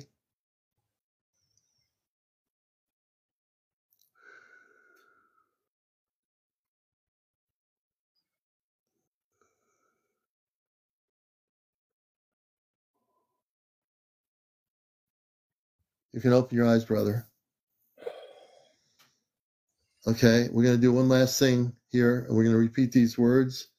In part of my mission work here, when you repeat these words, it's going to empower you, and it's going to keep you in such a high state of consciousness, nothing will come near you except that of the star people that you're connected with now. So I want you to just close your eyes and say these words.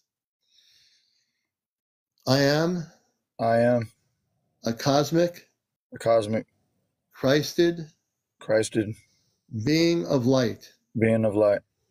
I am free. I am unconditional love. And I am blessed. And I will never be abducted or implanted again. Because I am empowered in the light always. Okay, brother, you can open your eyes now. Appreciate You're you. good. How do you feel, brother? I feel good. Yeah, a little fatigued, but I feel good. Yeah. Well, when you have those implants in you for so many years, you would be feeling fatigued. Your body's going to heal. And the next time we speak, you're going to feel a brilliance of light within you now. You're going to remember things about your cosmic family. Your clarity is going to be much clearer. You're going to be able to telepathically communicate and find out who your star family is now, whether they're Palladian, wherever they're from. You're now clear. I know that I have an Atlantean bloodline. Mm-hmm. Well, you'll connect with that then. You'll have the Atlanteans are alive and well in our ocean in a slightly different vibrational frequency. Yeah. So now that you're clear, you can practice that communications. We love you, brother. You're good. Thank you. I'll stay in contact. I'm going to try to get my girlfriend to get scanned on one of your shows. You probably won't have time tonight, but she stays tuned also. But I think a lot of the troubles that she's going through too. I think she is. I'm pretty sure. I didn't say anything. I'm pretty sure she has some implants in her. Yeah. You remember Coco, don't you? Yeah, she has implants. I know she does. Okay, I'm going to talk with her about it now because it's affecting her very badly. Yeah. Well, if I do something with her, by the time I get done, she'll be feeling much different than she is now. Well, I'll see if she's got time to jump on or whatever. Maybe she might be able to jump on your show. I'm not going to do it. I won't do it now because I did this as a major deal. But one other night, I try not to get overloaded here, but we'll do it some other night with her for sure. Okay. Thank you for your time, and I thank all of y'all for allowing me to be on here. Yeah. And I appreciate it. I stay tuned to your show every time, and Oh, good. Thank you a so lot of much. stuff confirms everything that I am witnessing and feeling and seeing and in contact with. They stay in contact with me, and they reassure me.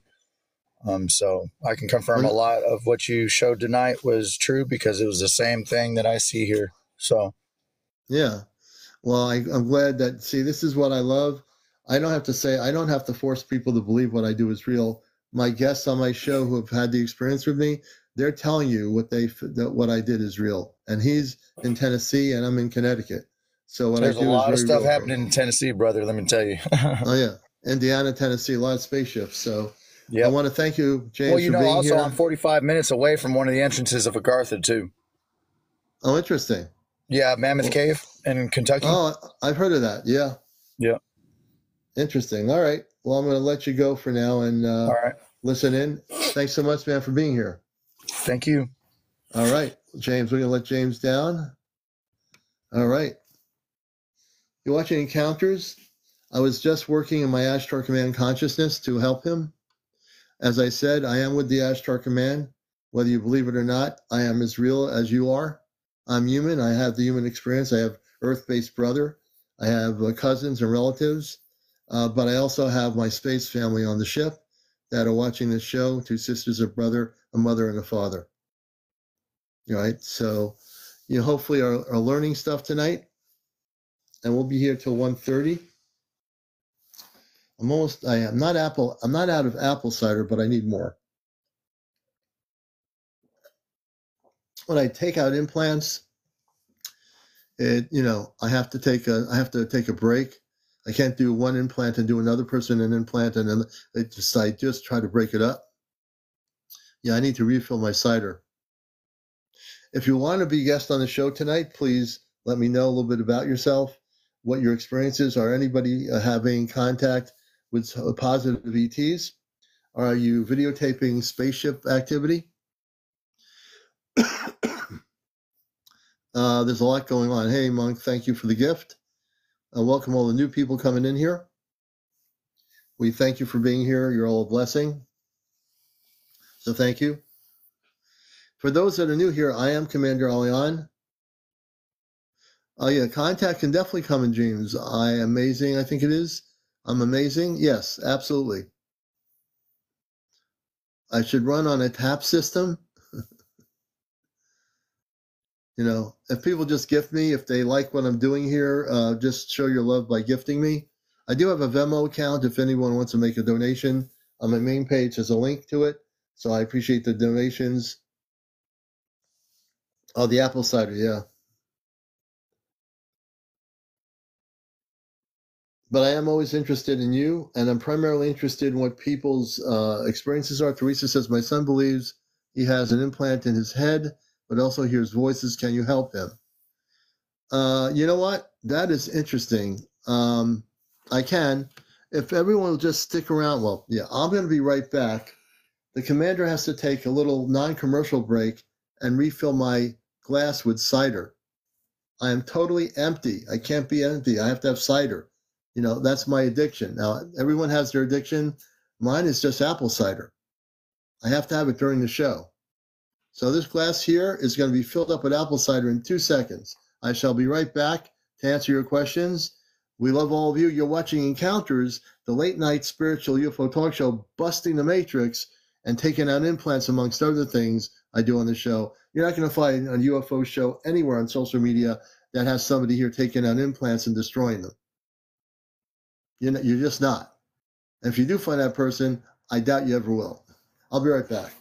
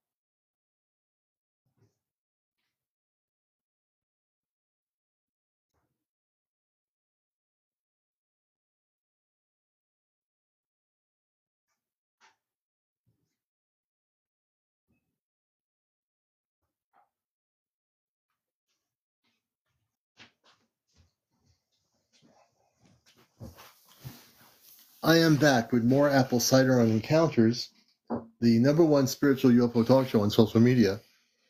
Good to have you all with us. And welcome to the show. If you're just coming in, this show is being recorded. It'll be on my YouTube channel by tomorrow. My YouTube channel is Astro Command Spaceship News.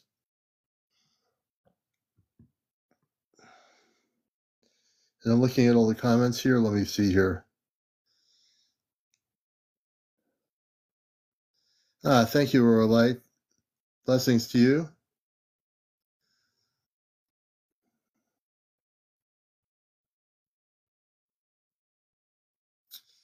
Let's see. Christine says, has anyone ever had an invisible gun zap up and then hear someone laugh? Nope. Let's see.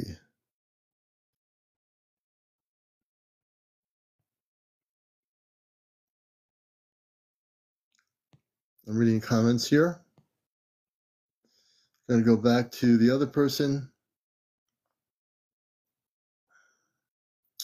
And are there any people out here that are contactees? Meaning, so for example, if you don't know what a contactee is, that's a person having positive ET encounters. If you're an abductee in your family, that means you have been taken without a choice by low vibe ETs and abducted. So if you're a contactee, that's like the opposite. You know what I mean? And so are there any people out here that have actually had positive encounters, or if you're having cosmic dreams that you've been going to visit your star family? I'd love to hear those stories. So who here wants to come up on the show?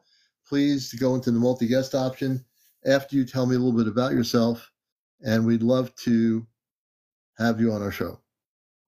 You're watching Encounters. It's now about 1:07 a.m. here on the East Coast of the U.S., broadcasting worldwide, all over the world. Encounters. Let me see here. Anthony Lott, people want to come up. You have to be over 18. No foul language, no smoking, no vaping, no drugs, no drunks, no drinking, no driving, no kids on the show, no paranormal discussion, no politics, no religion. Go into multi-guest option if you're over 18 and you have a story to tell regarding the subject. We'll randomly pick people. There's someone now coming in here.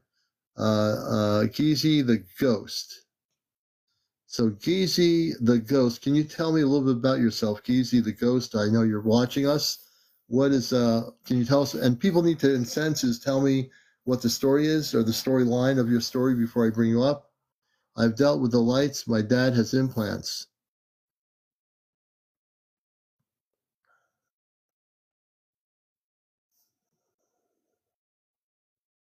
My dad has implants. Andrew Goddard. We're going to bring Andrew Goddard up. You're watching Encounters, so my everybody? father's name's Tim Goddard. He was in MUFON for a long time because when he was a kid, he had he thought he had implants put into the back of his neck. Mm-hmm. And later on, he went to the hospital, had it x-rayed, just to see, or maybe there's something else that happened and he needed x-rays done. And they saw that in his neck. He had them implants in there. So he took them out. And before he could get them from the doctor, somebody came and got them. But he still has the x-rays. That's the thing. Like they took the implant away. Not the x-rays. He still has all the x-rays. They're on his... Do you think the government came in and, and took them from the doctors? The implants, I mean. Yeah. That's what the doctor told him happened. Yeah.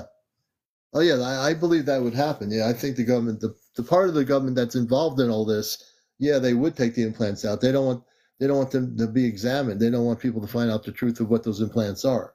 Because the government's involved with the negative ETs in implanting, or were involved for the last 70 years in doing that. That's what all the abductions were with the Zeta, and the reptilians too were involved in it. So this guy, my dad, he told me our whole lives, see, we didn't even believe him with the x-rays until we saw them ourselves. And I tell you what, I don't know what them lights are, them things that follow, that they bob around like fairies in the video game. Mm-hmm. those things are what we were dealing with. And it was like my whole family. Like, I saw them. My brother got attacked real bad by like 7 of them. And these lights, can you explain to my audience what these lights are or were? Or this was a sphere of light that seemed to travel at incredible speeds, but I don't know, it just came down and it was just bathing everything in light. And you say it was bathing everything in light. Can you explain that? What do you mean by bathing everything in light? The whole ground area, or what are you speaking of? Yeah, it was dark outside, and my dad said everything had a red glow because he was like chasing it. He was coming to the house, chasing it, wondering what he was going to do with this flare because he thought it was a flare. He's been, looking up in the sky his whole life after the implants or whatever. So he started chasing this thing. He gets home. It's at our house. Yeah. And when it got to your house, and Ruth Harris, thank you for your subscription. I appreciate that. Did it feel like, I always ask people when they have encounters like direct like that, did you feel like a negative energy out of that light, or what did you feel? He was smart enough to come and get me. And when I saw it, I felt extreme negativity and or jealousy. Like I felt like we were being invaded. I didn't think to grab my phone and videotape it. The first thing I thought was, okay, the whole world's going to have to go against these things. So it's not like a big deal for me to like go off and like try to take this one down because we're all about to be, annihilated. That's what I thought. Honestly, I thought they were going to come and erase my brain. I didn't. Yeah, so your mind plays tricks on you. So what actually did happen? Like, so this thing, how did it, so for example, did it do anything? Did it like, press against your arm? What did it do? Okay, so here we go. My dad kicks in the door. He says, "Get the goddamn roommate outside right now." And I thought we were getting into like a fight or something. Like we haven't lived in the best neighborhoods. So I kicked in the roommate's door. And I was like, "Get your butt out right now." He was like, "What's going on?" I was like, "I don't know." And like, so I run outside. He's being all slow. I don't know what's going on. I get out there and there's this thing. It's like, if you've ever seen Zelda, how they got that glowing fairy. Hey, listen, you see my picture? How it has that glowing Yeah. It was just a glowing sphere of light. And if I remember correctly, it was either gold or red, but it switched to the other. So I think it was red because my dad said everything was in a red light. And he said it was like a flare. So I guess it was red and it switched to gold. Like maybe it was like melting gold in a sphere. Then there's just like light shining through it. And like the thing is when it changed colors, it had 3 beams of light come out from the bottom of it. And I don't say like lasers.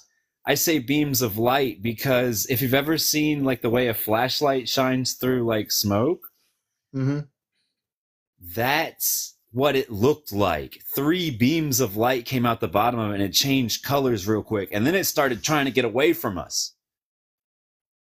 Yeah, it started weaving and trying to get behind the trees. And then like as it would try to get behind the trees, my dad and I would circle around the trees. Like he would go on one side and I would go on the other. So it had nowhere to go when we like got behind the tree at the same time as it. And so we were like bobbing and weaving through the neighborhood chasing this thing down the street.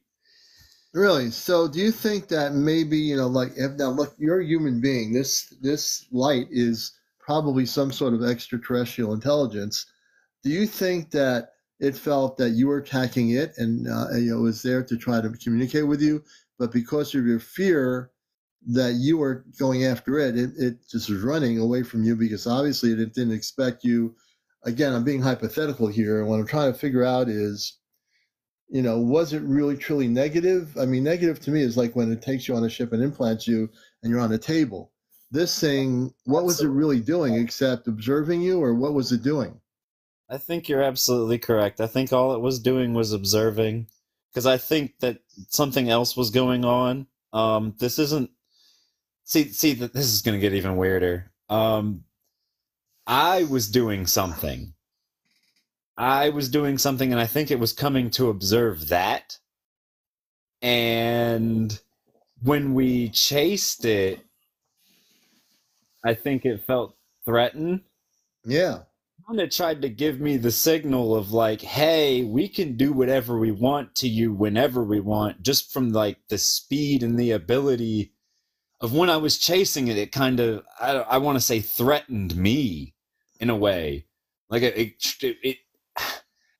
it started to show its aura, if that makes any sense. But I want to say that I was doing something that I shouldn't have been, and this is something that, so the evidence has been heavily deleted from the internet, which I guess says more than if they would have just left it up. But on Reddit, Magic the Gathering players have been harassed by these lights for a while.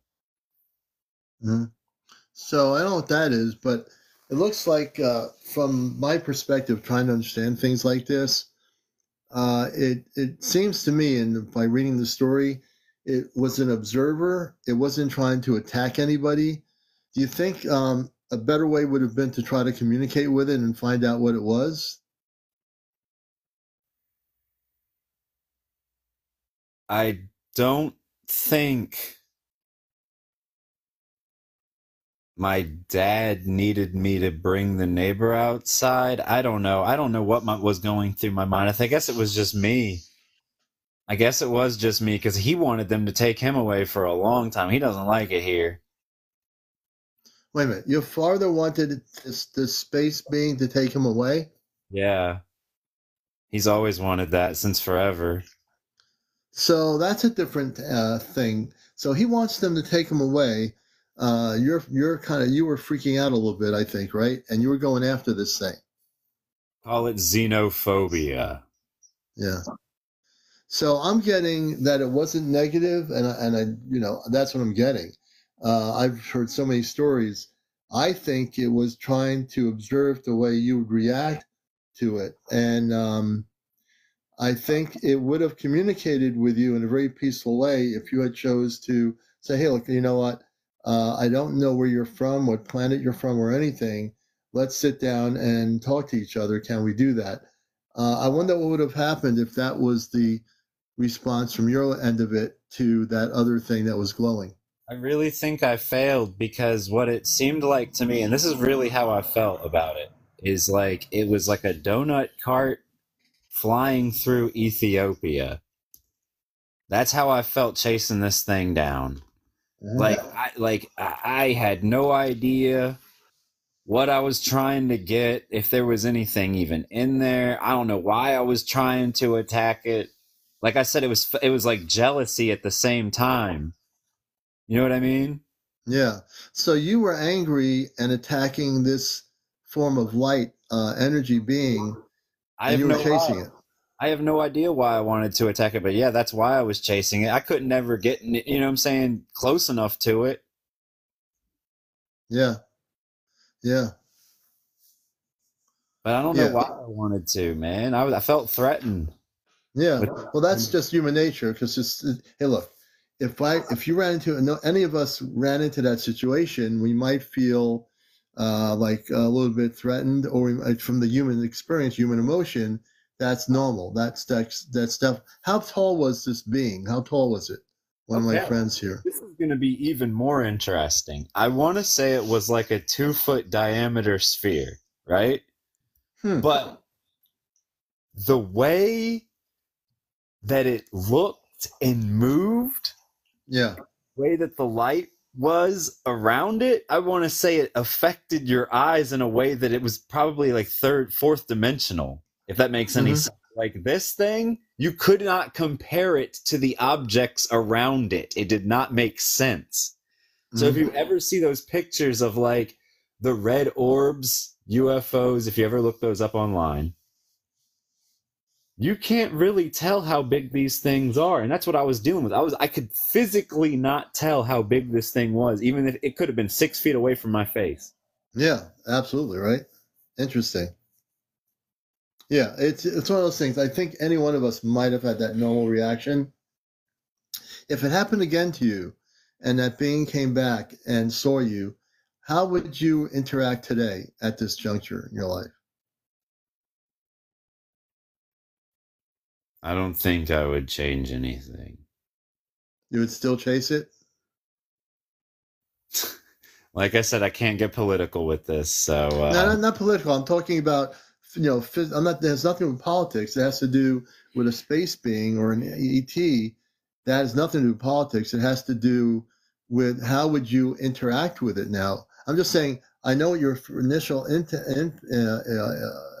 impact was when you had the experience, and it's an amazing story. I'm just saying, as a person, as a human being, versus what this being was, wherever it came from outer space somewhere.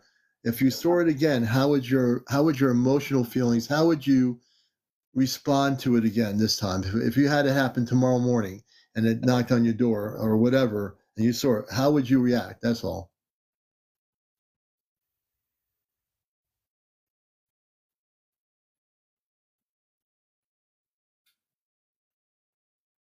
Are you still there? Yeah, I'm here, but dude, I honestly don't know, man. Okay, that's honest. That's all I need to know.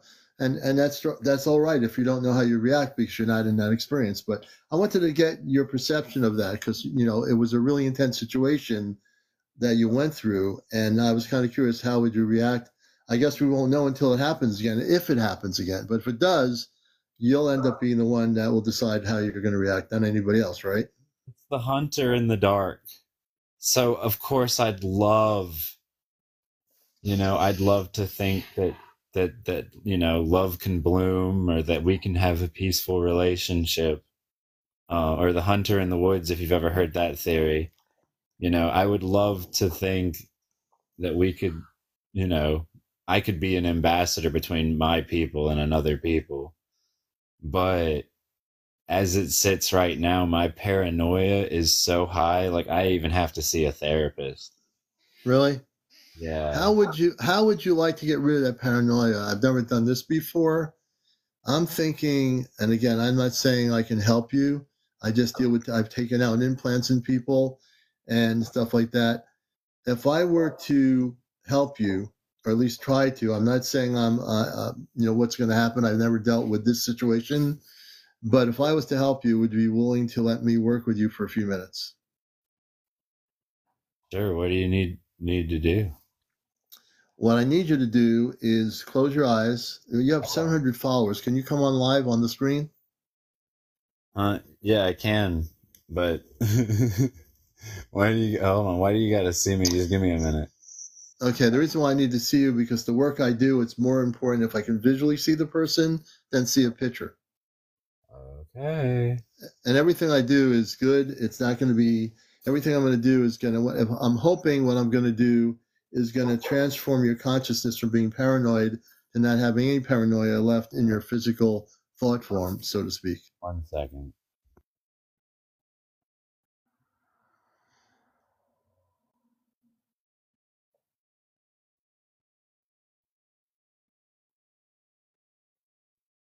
Yeah, for me, and Ashley's right, it works for me when I work with people.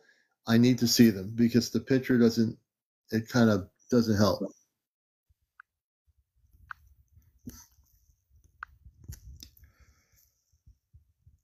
Thank you, Grizzlies. Thank you. Oh, okay, there you are, brother. Yeah. All right, there he is. Good to have you with us. So what I need you to do is, when you get the camera set, you'll sit down and we'll work with you here. It's all good, and we appreciate you being here. So I want you to close your eyes. This is way different than me dealing with implants. Now I'm dealing with paranoia and consciousness and fear. So we're going to help you release all that fear, get rid of it, and have a beautiful future experience, no matter what it is. So if you close your eyes right now, I want you to just take a deep breath in and out about through your nose 3 or 4 times until you feel totally relaxed. At that point, tell me I'm relaxed, and we'll start doing this thing, and it's going to be way different than the things I do with implants. It's going to be working on your consciousness. And this will be interesting. So you tell me when you're ready, take some deep breaths in and breathe out. Trust me, it's all going to be good, but I have to have your trust. So to work That's on important. to work I'm on going to my work on your. I'm going to work on your consciousness. you have to have my trust. Yes. That actually makes sense. Yeah. Yeah, you're good. Just give me a minute. After talking about what we were just talking about, and then like asking me what you asked me, I was just like stuck there, kind of like for a second. I was like, "Ooh, what would I do?" You Yeah. know, See. that itself got me a little bit. You know what I Yeah. mean? I do that. I get people thinking for a minute. So what I want to do is help you. Everything I do is of the purest light of the levels I come from off planet. And and after I get done, I believe you're going to feel a lot better. I guarantee it.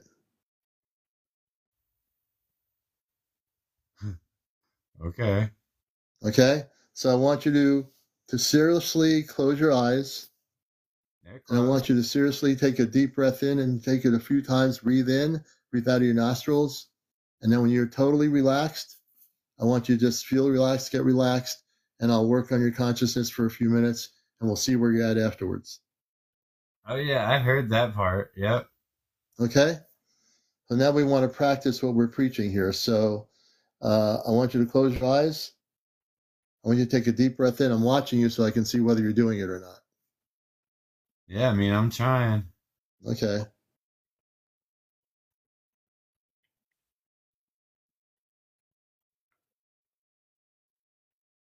And when you feel relaxed, let me know. Okay? Yeah, I don't know, man. I don't know if I'm gonna be able to relax. That's all. You can do it. You can do it. Don't listen to your brain telling you can't relax.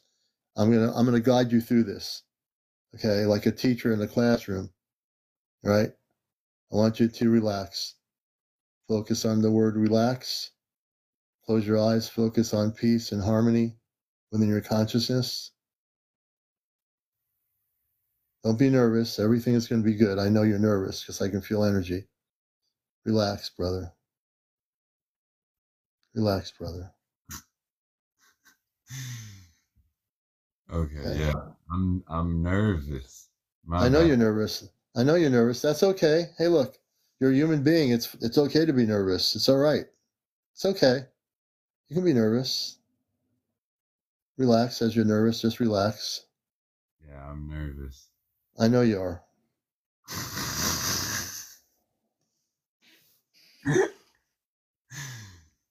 All right, yeah, sure. Yeah, let's go. Okay. I want you to close your eyes. I'm going to start working on some energy.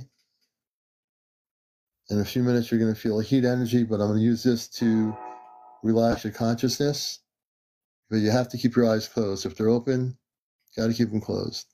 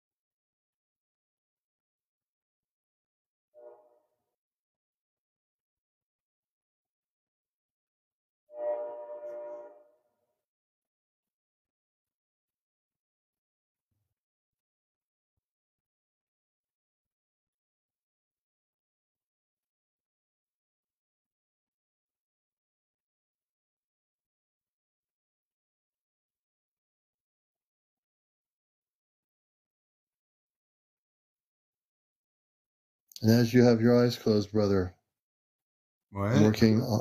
I'm working on your energy now. I'm working mostly on your brain area. I'm working on that area solely because that's where all the fear and nervousness is from. We're going to take care of that and release it. We're going to let go of all those things.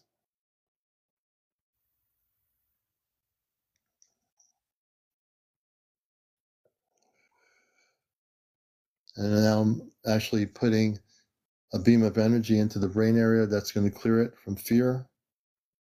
No more fear. No more fear ever. There's nothing to fear. Nothing.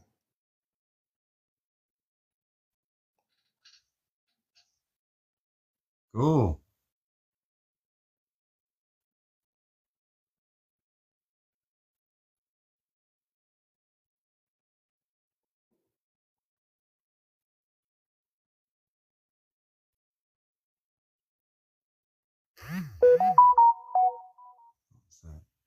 You're okay. Keep your eyes closed, brother. You're okay. You're doing good. Keep your eyes closed. We're going to take care of that doubt in your consciousness. We're going to take out the doubt. No more doubt. No more doubt anymore. You lived with this for a long time in your life. Fear and doubt will be released. Fear and doubt will be released.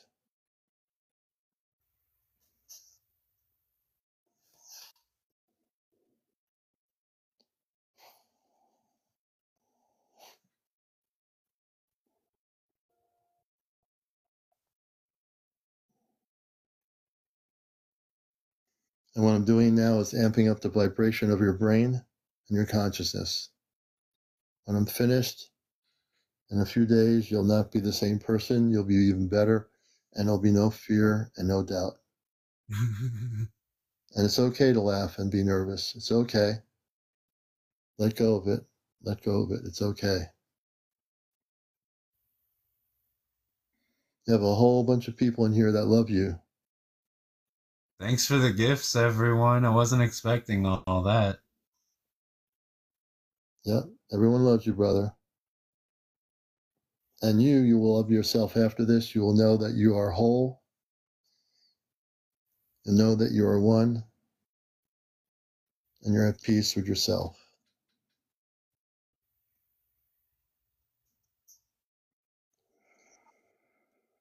Thank you. Please keep your eyes closed, though. All right, they're still closed. I'm going to send in a beam of energy through the top of your forehead. Keep your eyes closed. You're going to feel this. What I'm doing now is they're going to do a clearing of everything, all doubts, all the thoughts in your consciousness that have blocked you from being at peace with yourself and being at peace with what is to come.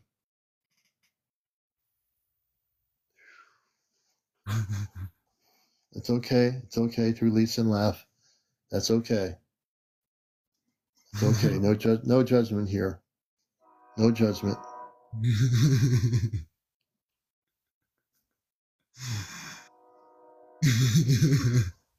Yeah, let go. Let go of it.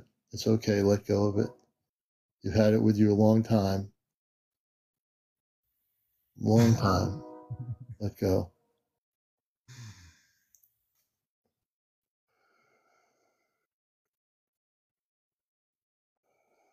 Anyways, well, that was fun.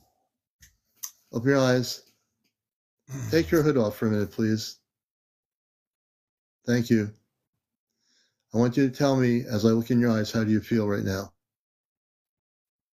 Normal. Well, yeah, you feel normal, but how do you feel?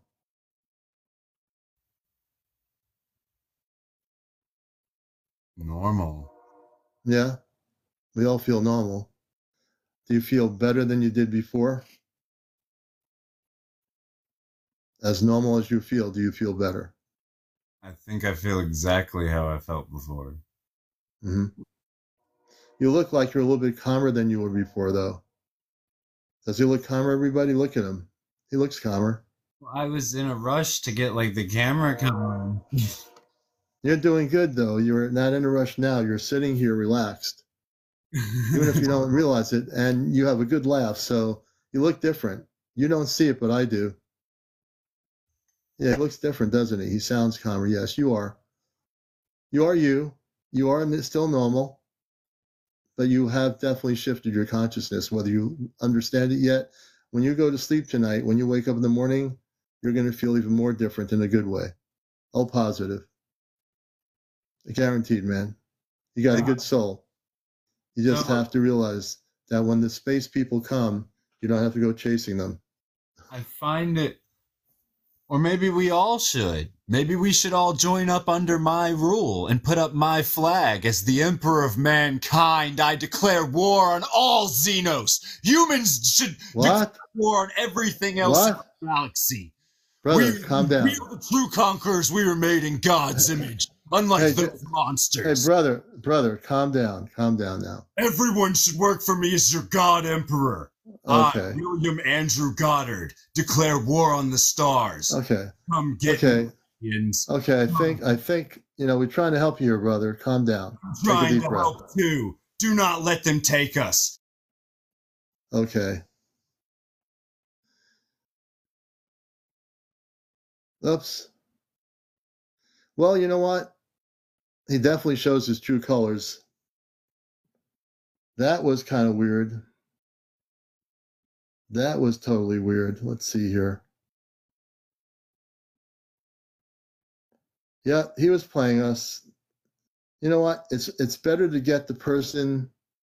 I kind of felt he was playing us, and he wasn't fully invested in it. Let's see here. Yeah, he definitely had something going on there. Let me see here. Let me see. Slay, we know this person. Hi, Commander. Hey, how you doing? That was interesting. Yeah, I just want to say he definitely had something going on with him. If you looked in his eyes, like you doing what you did on him, that's why he was so uncomfortable, because he couldn't stand the energy that you were giving him. You literally exposed his true energy. And your work is amazing. Oh, thank you. Obviously, his whole different energy came out of him, and I have a lot stronger energy that energy has. I have a Christed energy, and the Christed energy it was afraid of, and it came out of him, and I wasn't afraid of it. I could stop it in 2 seconds. You made him so uncomfortable, you literally can see it. Yep. That's crazy. But I just wanted to come up and say your work is amazing, and you're literally out here doing like work, like your general collective work. And I've been following you since the beginning, so I'm very proud. Oh, thank you. I never know what's going to happen. Somehow I felt like he was possessed by another energy. Yes. His eyes looked like he was totally different. Yes. I think I was getting through to him, but whatever was in his consciousness was definitely not good. But I was able to I could have destroyed it in 2 seconds. Yeah. I don't think he'll be back, because I'll destroy that thing in 2 seconds. Yeah. But that was amazing. And thank you for sharing your truth and providing a safe space for us to come up and do the same. Yeah. So I don't know what his deal was. He could have been playing people. He could have been definitely a good actor. All I know is that I'm well protected, so I wasn't afraid of what he was doing. I just knocked him out of here. Yeah. It's really amazing, the things that are starting to show themselves and be exposed. Yeah. I mean, someone says I should have battled him. I mean, I probably could have destroyed the thing that was controlling him if he was really, truly having that situation. I could have destroyed it in 2 seconds, but I just decided to get rid of him, I think that was the way I handled it well, I think. You know, You did. I never had anybody on like that, act like that before, but I was like, what's going on here? You know? Yeah, you handled it very well. Okay, I'm DJ gonna High drop off, says, Commander, though. Thank you. yeah, DJ says they lost the war laugh. They used his for sure vessel tonight. Yeah, well, they dealing with the Ashtar commander. They're looking for trouble. And that's why they got angry. If he was not playing me and he was seriously that way, I could have kicked their butts in 2 seconds. Really. You see, they don't realize I work with the Ashtar Command. I'm from the Ashtar Command, and I am a Christed being of light. Don't mess around with the Ashtar Command. Don't do it, you know, because we'll kick your butt. Mr. Garlic says, Garlic says, I'm so confused. Thank you for all the gifts, Sonia. I appreciate it, Kevin.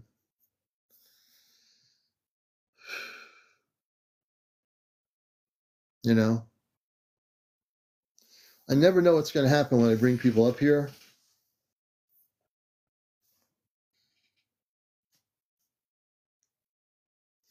Hey, Mike Masters, if you do, you will lose.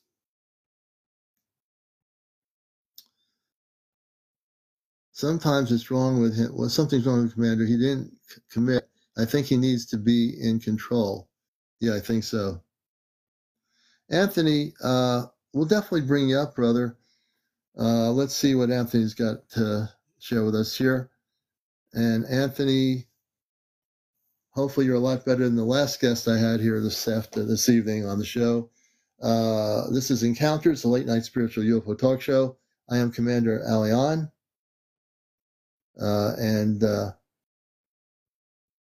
Yeah.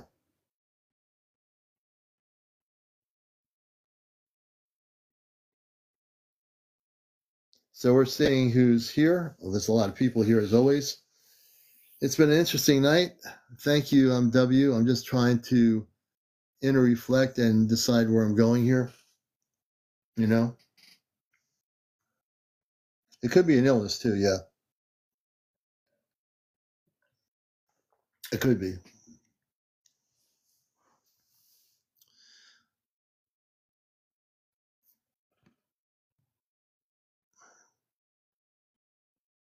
Yeah.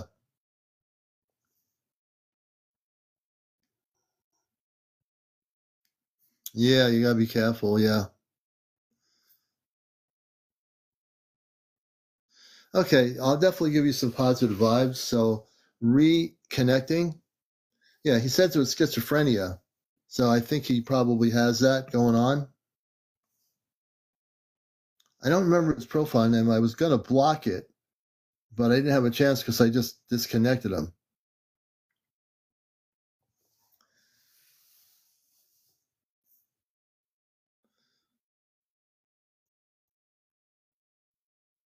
Yeah, I could have helped him. We'll find out. He'll find out because I sent some hot energy, light energy into his head. So we'll find out what happens to him, but he won't be coming back. Oh yeah, Gizzy Ghost. Yeah. Yep. Well, after I get off of here, I'll just block him. Gizzy Ghost. Okay. So again, welcome to Encounters. Enough of the Gizzy Ghost thing.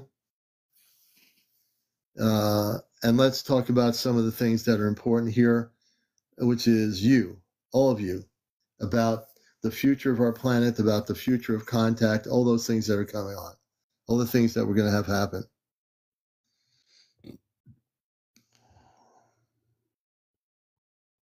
Yeah, I'll see it, and I'll knock them out.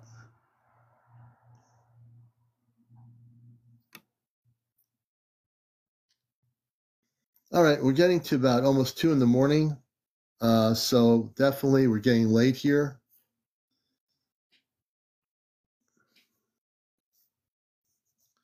Mr. Garak, let's see here. Okay, and again, you have to be over 18. If anyone comes up here and starts to cause any trouble, I will boot you and block you forever. the commander will do his thing. So Mr. Garlic, let me see here. I think it's pronounced right. Let me see. You'll be our last guest, I think. Awesome. For tonight's. Hey, hopefully we don't have the same experience here. So good evening or good morning. Where are you located? I'm in Utah right now. Okay, great. Glad to have you on with us. And can you tell us about your story and a little bit about your background? My story, a little bit about my background in as a person, as a belief, as what? Well, in terms of the UFO subject matter, ETs, the UFOs, all that stuff. Oh, sure. I have an interesting background. I don't know if it's a knowledge or it's just an idea. But for me, I believe that us as humans have been, in a sense, pre-designed by a more intelligent being that came down and found a dominant race on Earth and then formed, in a sense, our DNA together. So that way we could at first be enslaved by them, but in the future gain knowledge like them. But again, that's a weird idea. So the idea, it's just your idea that you think that a group of extraterrestrials more advanced enslaved us, and then when we got more conscious, they would not enslave us? Kind of. So it's based off of the process of knowledge. So the process of knowledge is gained, and then knowledge is organized, and it's gained, and then organized, and it's gained, and it's organized. And what I mean by that is, if, let's say, I was part of a dominant species, right? And if that dominant species went through the evolution, went through the knowledge of time, what I would do is I would bring that knowledge into I wouldn't say a lesser species, but a species that hasn't gained that knowledge yet. And I would put it in them and allow them to save time. Does that make sense? Maybe that's weird. It makes sense. But the thing is, the planet's like billions of years old. I understand exactly what you're trying to say. But you know what? We as people in the human race here, have you heard of the word starseed? Do you know what that is? A starseed? I've heard about that. Okay, Yeah. You heard of it. So for me, I'm a starseed, meaning my family is watching us in a spaceship right now. So they monitor everything I do. They do, and it's because they're my parents on the strip. I have two sisters, a brother, and a mother and a father. And they are human. They're taller than we are. And I'm with the Ashtar Command. So the Ashtar Command doesn't look at people on Earth as being slaves to anybody. They look at us as being beautiful people that have forgotten who we are. So we are like, for example, I believe what I believe is the truth is that, for example, you are a starseed, whether you believe it or not. So even though you have human family, cousins, and relatives, we all do, right? We all work, we go to school, college, whatever it is, we do. We're all having we're all having different Earth experiences. The beauty of life is that if we were to remember who we are, we don't come from Earth originally. We all come from other planets. So we were never enslaved. We just forgot who we were. And we came here to experience all the crazy stuff on this Earth and then to eventually remember who we are. And also, the good news is that in 2026, there's going to be major contact on our planet. And I'm part of a group of 5 that are going to be involved in preparing the public for that contact, which is really awesome. Okay, cool. I like that. Yeah. Yeah. Yep. So it's good you're on here. It's nice to have a dialogue with people. I love discussing and hearing stories and hopefully enlightening people to what's happening on the planet. This show and my friend April are the place to be for information about what the positive ETs are doing. Okay. Positive space people. Yeah, absolutely. Yeah. I'd like to learn more now. Yeah. Yeah. Well, you sound like you like to learn more. I'm glad you're here. You're far better than that last person that went berserk on me. Believe me. It was fun. I was analyzing his character, right? Yeah. And to me, it was interesting because, I don't know. For me, I would say my addiction would be knowledge, right? So I analyze things and I see the processes of things, and if I have an unknown, right, I just look at it as that perception is unknown to me at this time, so I need to learn it. And I noticed a few things. It was like, I mean, sitting there giggling, right? And don't get me wrong, like I was in the background and I was kind of laughing a little bit too, because I was seeing him smirk and doing those things. Then I'm like, well, let me step back for a second. Let me analyze the situation. You have an individual. The individual is pushing positive vibes to another individual, and then the other individual is not taking the value of it, and instead, at the very end, just to kind of prove the point, has a chaotic kind of reaction, just to kind of prove the point. And and it's like, yeah, it was very interesting. So yeah. So we're going past them, but it was, for me, I get mostly good people on here.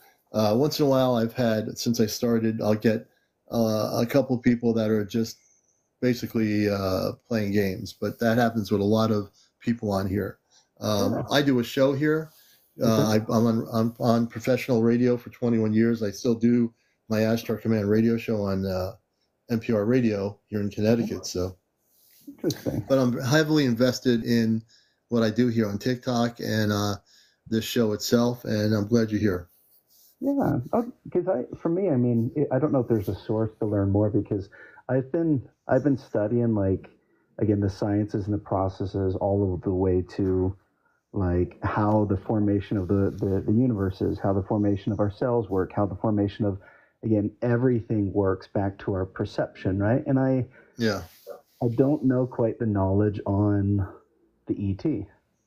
I don't know the perception on the ET. And heck, I'd love to learn it. See if there's some technology that I can reverse engineer and build too, because I'm a creator for sure. So I don't know if you have that in your community or have that within your organization, but any knowledge I'm addicted to. So I'd love to learn the perception. All right, my friend, I appreciate that, and we thank you for coming on. Thank you so much. All right, and we're on at 11 o'clock nightly. Saturday night is our Ashtar Command night, so do join us then at 11 on Saturdays with April and myself. Let me see who else we got here. Okay, a person called No One. So before I bring No One on, can No One tell us what you want to talk about? Let's see.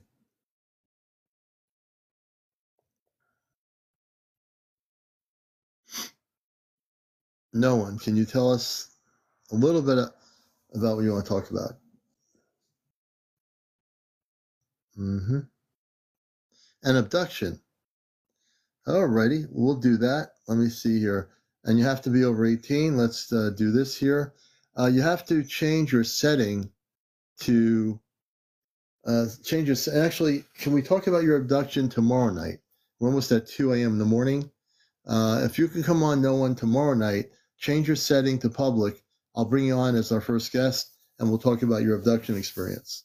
So let's do that. It's getting to be about 1:53. Thank you, everybody. We're at 101,000 likes. We appreciate it. Everybody follow us, and we'd love to have you all join us again tomorrow night on the #1 spiritual UFO talk show. We appreciate all of you and everybody out there, all your support, all your love for the show. We appreciate all the new people and everything. So it's all good. And we're going to call it a night here, I think. Do a little bit of meditation. And then tomorrow night, again, we'll be here at 11. This has been Encounters, the #1 spiritual UFO talk show on social media. I'm your host, CmdrAleon. I want to thank all my people that are my moderators. Thank you very much for being here. And I want to thank all of you for being such a great audience tonight. Take care, everybody, and have a good morning.